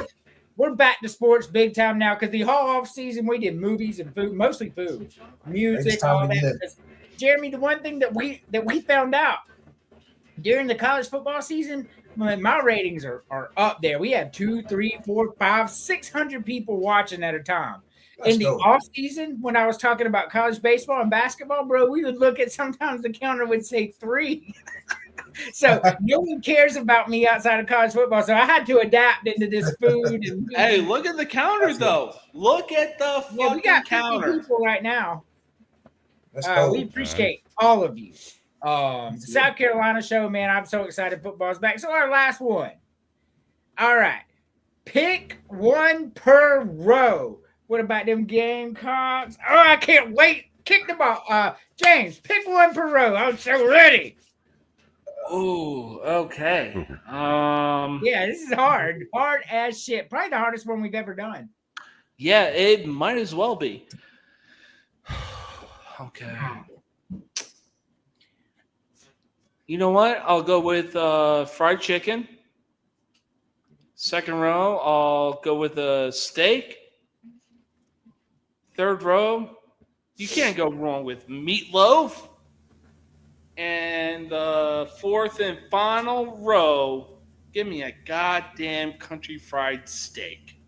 I will tell you, y'all cannot do crazy talk on this for me on picking them because I will eat every fucking thing on this. Everyone. Facts. Fucking facts. Every single fucking one of them look good. I would. I swear I would. I would eat everything on here. Yes. Chris, pick one per row. If you're building you a big fat boy dinner. Fat boy dinner. So Yeah, I love obviously, on a fat boy dinner, if you ain't got a rack of ribs, can you call yourself a fat boy? Give me that rack of ribs. I love ribs. Following that up with the popcorn shrimp. Yeah. Then I'm bringing in the fried pork chops. God, those things are good. I love fried pork chops. And then I'm following up with one of my favorite meals of all time, chicken and dumplings. Yes, bro. Chicken and dumplings are the shit. No crazy. You can't crazy talk me on this. You can't crazy talk that. No, I eat that right now. Jeremy, these are hard, by the way. Tell you, man. Yeah, I feel like I'm at a restaurant, man. Like trying to decide what I want to eat. Welcome to the new villains. Not even gonna lie. Man. Let's see. All right, let's go with fried chicken for the top row. Okay. For the second row, let's do a steak, man. Nothing like a good steak. Third row, I'll roll with the fish fry, man, because I love some fish. I love fish. And for the bottom row, I think I'm gonna do the mac and cheese, man. If it's done right. I'll Yeah, get the mac and homemade. cheese. Yeah, absolutely. So Nothing like some good mac and cheese, man, if it's done right. correct. So first row for me, man, this is so hard, man, because like ribs are my favorite thing in the world these days. Like I just can't eat enough ribs. But fried chicken's my all-time favorite food. Nothing even comes close to fried chicken for me. So ribs gonna have to take a back seat just this once because fried chicken is my favorite food of all time. Second row, I'm going with popcorn shrimp. Man, shrimp is I love me some shrimp. I could eat my weight in shrimp. You ain't lying. So good. Shrimp. God, I love shrimp. Third row, I love meatloaf and fried pork chops, but man, you get some good fried fish and it's crispy when you bite into it, man. Ain't much better than that. I'm going with the fish fry for sure. And bottom row, I love country fried steak. I love chicken and dumplings, man. But when you get a good homemade mac and cheese like grandma used to make it's not even close on this list. Mac and cheese all the way, bro. Yes, Lord. Not a single lie told. Not a and I'm going to go grill some steaks, by the way. We having some baked potatoes. My wife's in there. We do garlic butter baked potato. Man, I can't wait. Now here comes the hard part. Like that wasn't hard enough. Eliminate one per row. Oh man. Oh man. Oh man. Easily gonna get crazy talk on the first row and the first row alone. God, as good as they are, especially when summer rolls around, unfortunately, I'm gonna have to get rid of ribs. Crazy talk. And that's fucking crazy. Yeah. Ribs are good as hell. Yeah, they are. But this is your palate, not mine. You good? I was gonna say, hard, I get it. but cheeseburgers are a good replacement. Especially coming off the grill. Cheeseburger ain't ever. Grill, ribs, you literally gotta wait all day. Look, this is the way you feel, and I'm not giving you crazy talk, but I'm giving a 0% chance I'm choosing a fucking cheeseburger over a rack of ribs. Hell no. But second row. I already know for a fact it damn sure ain't Thanksgiving, so I'm gonna have to get rid of the turkey platter. I love turkey though.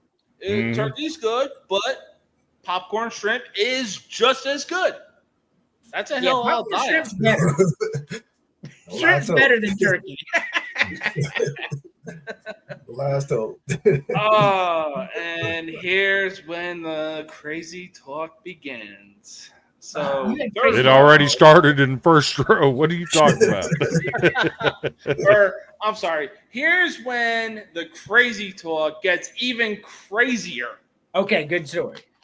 So third row. Oh God, I'm gonna have to eliminate the fried pork chops. What the fuck, dude? I mean, that's no crazier than ribs, but yeah, no, trust me, it really did hurt me eliminating that because look, fish fry is good, but God, it's hard to beat a fucking good French fried pork chop. But if the fish is made the right way, I will easily eat that. Yeah, and no crazy talk from me. I love fish. And then, unfortunately, last but not least, I'm going to have to get rid of the mac and cheese. That's crazy. Holy shit. So Jeremy, he's from Jersey, so he probably never had good mac and cheese. Yeah, he gotta try some of the southern mac and cheese, man. Well, I was gonna say I had some mac and cheese when I was in Georgia, but then again, that was the military mac and cheese. Yeah. That's not the same. You absolutely right. That's not you. Yes. You ain't been to a restaurant in South Nashville that specializes in baked mac and cheese. Oh my, yeah. Just wait till we get to that bottom line. Well, I'll go to Cracker Barrel just to have some mac and cheese. Yeah, mac and cheese in the South. Like I make a homemade mac and cheese, and every time I make it, my kids are standing at the counter just waiting for it to be done. Mac and cheese, is a staple in the South, man. Yeah. You know what? Hell, give me a good dish of mac and cheese plus biscuits from Cracker Barrel. I want to fucking hibernate, baby. No, I was going to say, them biscuits are putting you to fucking sleep, dude. I will fucking hibernate. That's not an insult. That is just a fact of life. I take my mama's biscuits over that, but Chris. So, This ain't even a competition in the first row. Cheeseburger, you fucking gone, dude. Cheeseburger's gone. The second row gets a little tougher because I like both steak and I like the turkey platter, but give me a good medium rare steak, fresh off the grill, nice baked potato. Sorry, turkey, you got to go. Plus, exactly what steak is showing you: broccoli and a beautiful baked potato. Absolutely.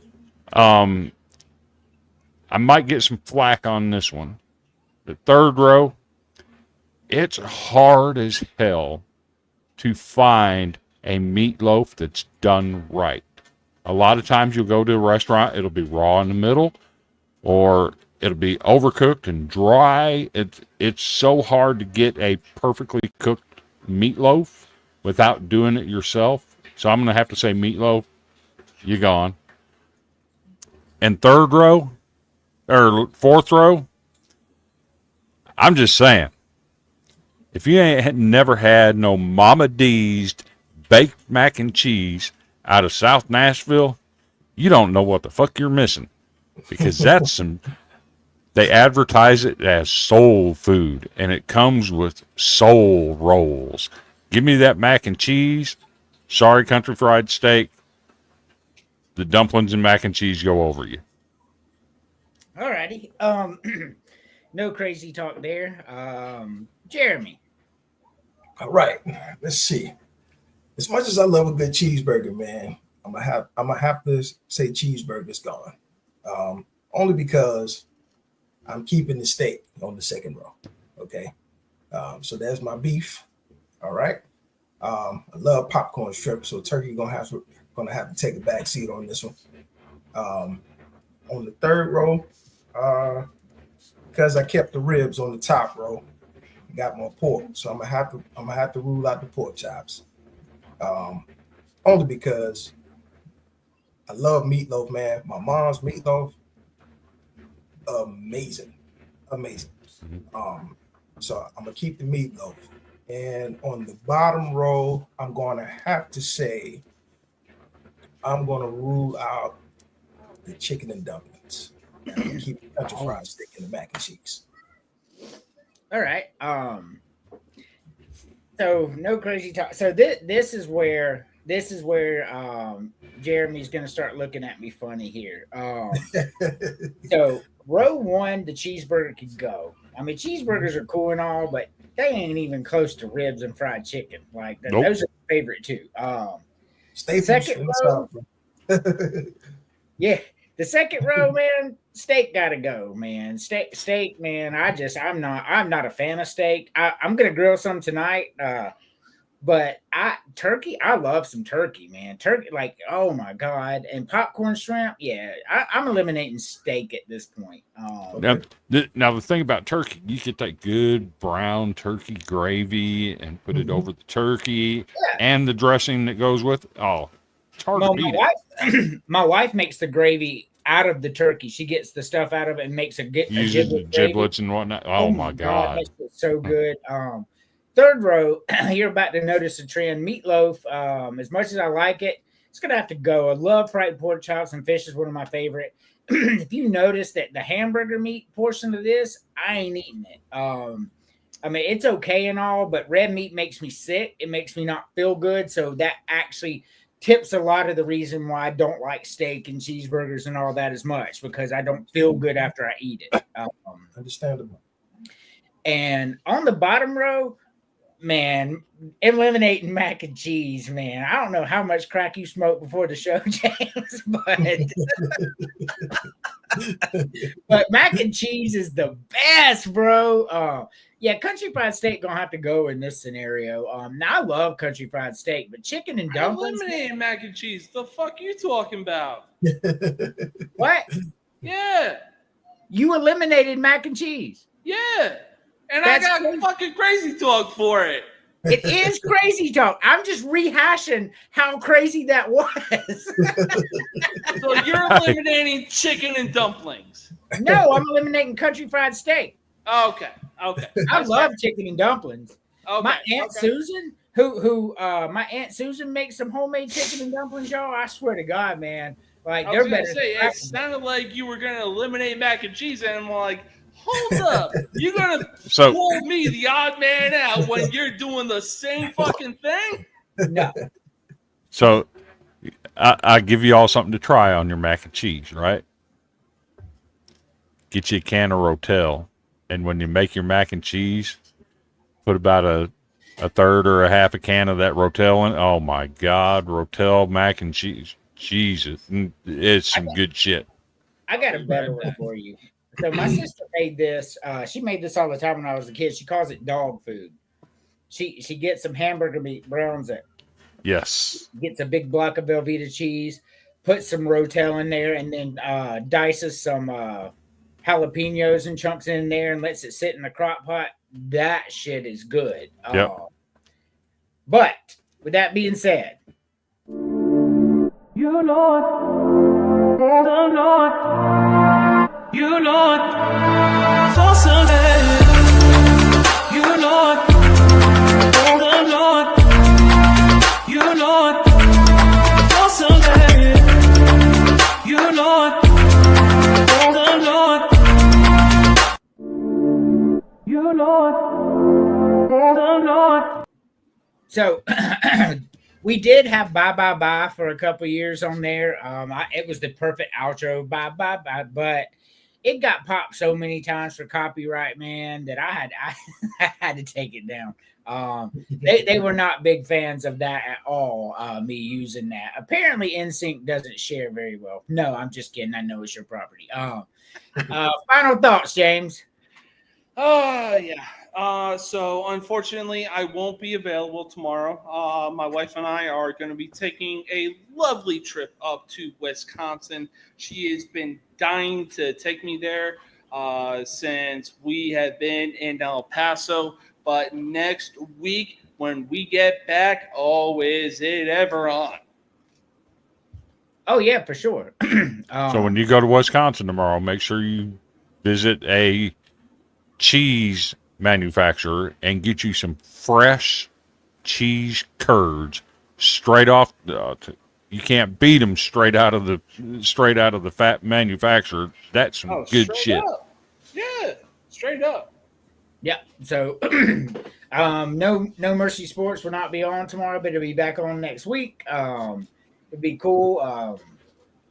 I may hop on and do something tomorrow night. I don't know, maybe play some of my video games or something. I was going to say, be sure to follow Level Up Nostalgia.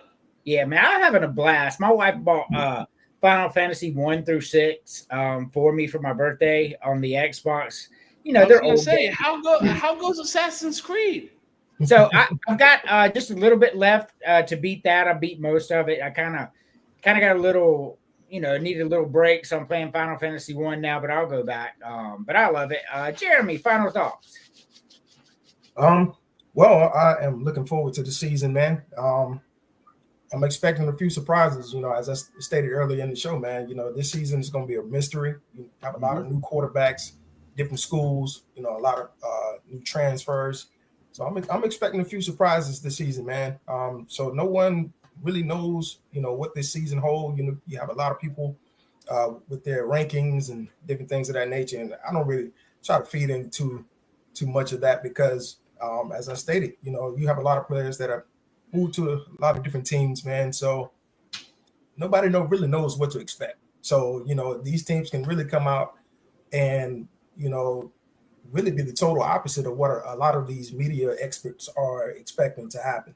So as I stated, I'm expecting a few surprises to happen this year. So I'm excited. It's the greatest time of the year, man. It's upon us. So I'm definitely excited and ready to watch some football, man. So let's get it. Yes, sir. I'm with it. Chris. So, final thoughts for me. We actually had live football last Thursday night. Sure, it's the preseason. I don't give a damn. It's live football. Absolutely. And to James's credit, he had to wear the Tampa Bay Buccaneers shirt today. Tennessee Titans. Baker Just so Mayfield, baby. Just so happened to fly down to Tampa yesterday. They're doing some joint practices this week. Got the game on Saturday night. By all accounts, both teams struggled against each other's offenses today, which is, I can't imagine that because Tampa's defense last year was really, really good. So I can't picture them struggling against Cam Ward and a rookie quarterback. But apparently that's what happened today. But tomorrow night, Golden Broom Podcast, 8:30 p.m. Central Time, right here on the Villains Media Network. And guess what? We have a special guest coming on tomorrow night. You'll want to tune into this one. We're having Andrew from College Football Tour on tomorrow night. Over the past 5 seasons, Andrew has been to all 134 stadiums. Him and his team go in. They rate people on the pregame atmosphere, their tailgating. They rank it on facilities. They rank it on game atmosphere. And we're going to get their top 10 atmospheres and stadiums tomorrow night live on the Golden Broom Podcast. Make sure you check us out. Very nice. I want to say thank you to the 55 people that are watching live right now. I'm sure the views are even higher than that. I expected this when I told everybody we were coming back with sports. So I knew it was going to be a little bit higher than normal. Everybody's ready for college football to come back, me included. I cannot wait. We are in the month. Like the Gamecocks play this month. This month, the Gamecocks play, and I cannot wait.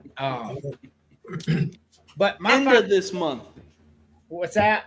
End of this month. That's when college football starts. Can't wait. Can't wait. So my final thoughts dwell on my faith. I would be remiss not to mention the Lord and Savior Jesus Christ and everything He's done for me. Saved me. Pulled me out of this wretched, just sin-filled bullshit that I was in 10 years ago.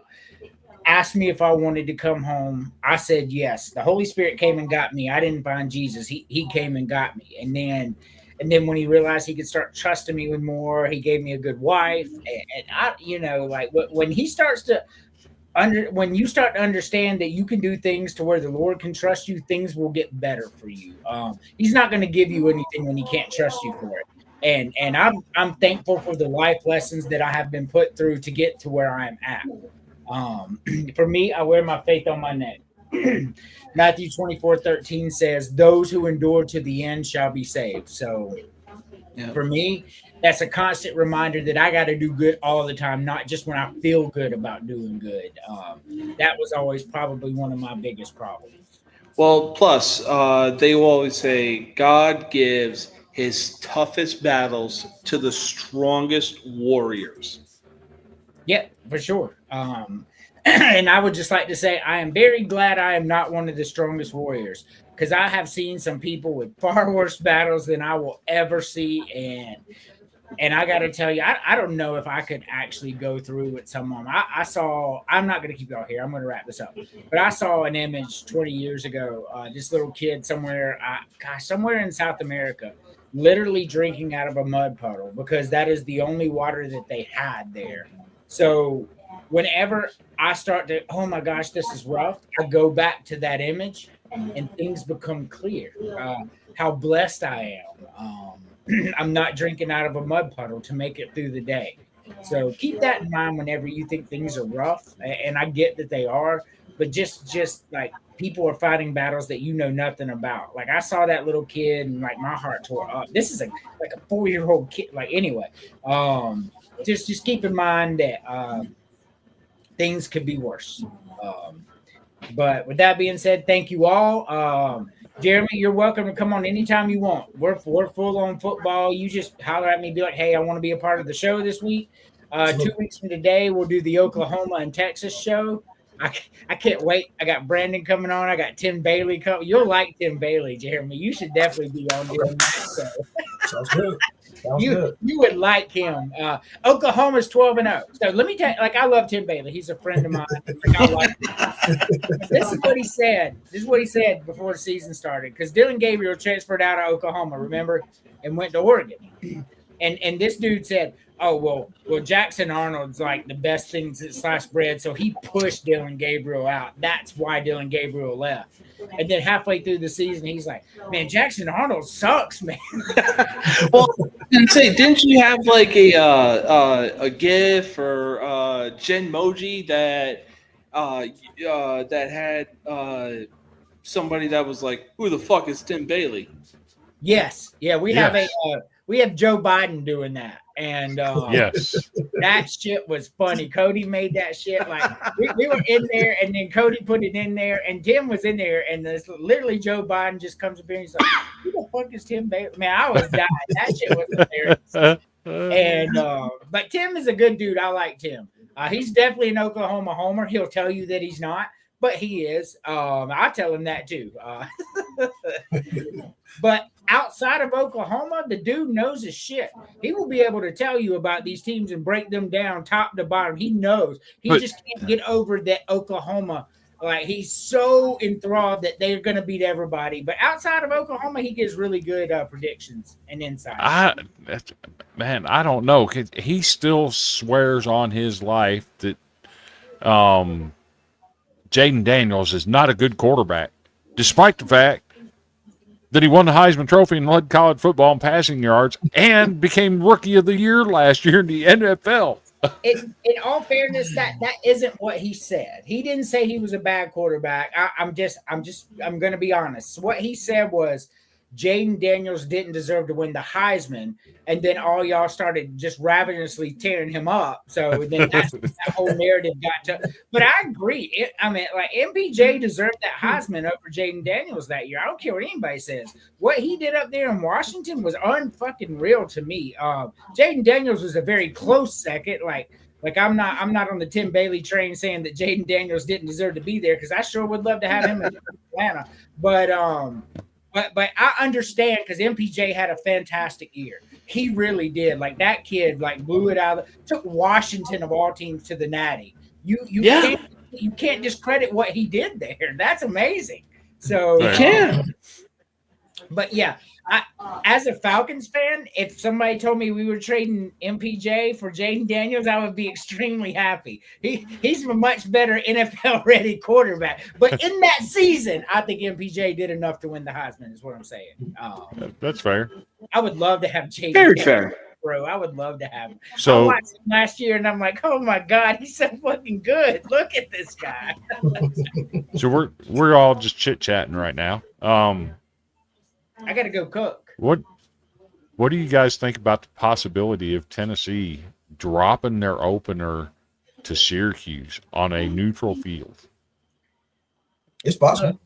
Look, he's got Tennessee losing to East Tennessee State, Jamie. Don't take the rat poison. I will say this: if Tennessee drops their home opener to Syracuse, Neutral. I said this last Friday, I will say it again. The wife got me a Tennessee Titans hat in Nashville when she went there for a bachelorette party. Not only will I wear that if that happens, I will also wear it during the entirety of the offseason if the Titans finish with a better record than the Chicago Bears. We're talking about Tennessee Vols here. I don't know what you're talking about. Like I said, if Tennessee drops their home opener to Syracuse, I will wear my Tennessee Titans hat for the entirety of the offseason of football. Jeez. So Tennessee's not losing to Syracuse. I don't see that at all. They're in a bad way. They I'd are love in to a have bad them way back. right now. Hold on, man. Watch Hold on. fucking Syracuse We gotta win. go. We gotta go. I gotta let y'all go. But Tennessee had a rough quarterback situation for sure. But I'm looking at the the whole picture of the Syracuse program and the whole picture of the Tennessee program. And one of these things is not like the other. so Tennessee's not Holy losing to Syracuse. sesame Top to street. bottom, like that's not going to happen. Like it's just not going to happen. I mean, I understand the quarterback situation, but Tennessee could just fucking run the ball 50 times and win this game. I feel that way. Like their offensive line's going to just push that defensive line any which way they want them to go. I don't even think they have to throw the ball, to be honest. Syracuse is really bad, and they lost the only two good players they had last year on top of that. They ain't finna do anything. It's going to be interesting to watch. So Chris hates Tennessee. He's a Vanderbilt fan. He's like I said, and you can ask him before we go. He has them losing to East Tennessee State. I do. At home. Spoken like a true fan. Hey, ETSU is a threat to win a national championship in FCS. That's real talk right there. And I think that going to win the SoCon? Huh? You think ETSU can win the SoCon? They're a threat to win a national championship in FCS this year. They're not even the best FCS school in Tennessee, bro. Chattanooga's out there. John fucking Madison than I do in Eastern Tennessee. You do know ETSU went to the quarterfinals last year, right? And they returned everybody. They're a threat. I would say this, man. After Appalachian State beat Michigan years ago, I'll never say, that such and such doesn't have a chance. Correct. I hear what you're saying. I agree, but I'll just say it's possible. I mean, I think them boys go in there with a chip on their shoulder and a point to prove, with a team that you got a true freshman quarterback that's not ready physically. Mm-hmm. You got a second-year quarterback that doesn't know the offense, and another quarterback that was a turnover machine at the FCS level last year. Add that to your top two wide receivers not practicing. They're at practice, they're warming up, but they're not participating in any live action. I think Tennessee is a dumpster fire right now. Fuck, if that's the case, then University of Texas El Paso is winning the Sun Belt this year. So I just wanted to bring this back up because I went and looked and I thought something sounded strange about what you said, Chris, about ETSU, because for me, I don't remember ETSU going to the FCS playoffs, and they did not. Tennessee State went, but I'm looking at this, so I'm looking at their schedule from last year. So they beat VMI in their final game. They lost to Furman, beat Western Carolina by 3, lost to Mercer, beat Wofford, beat Sanford, lost to Chattanooga, who I think is the best FCS school in Tennessee, barely beat the Citadel, beat Elon. Of course, they lost to North Dakota State. So I didn't think they went last year, but Tennessee State did. From HBCU fame, they made it there. I was like, wait a minute. I mean, they might have went the year before, but I was like, I watched the playoffs last year. I don't remember ETSU in the playoffs. Seems like they were in the playoffs last year. I'd have to look at the bracket. I just did, but you can pull it back up. I mean, they had a decent season, but they're. I think Chattanooga's predicted to win the SoCon, if I'm not mistaken. I think they were picked to win, them or Mercer. But anyway, thank you guys for being here. I got to go grill some steaks for the family. They're outside like, dude, it's 11. Are we going to eat? So I appreciate y'all being here. Hey, anytime y'all want to come on, Jeremy, like these dudes will be here. I promise you. Anytime you want to come in, just holler at us. Let us know. Absolutely. All right, everybody. Thank you for watching Villains, the podcast. Matthew 24:13.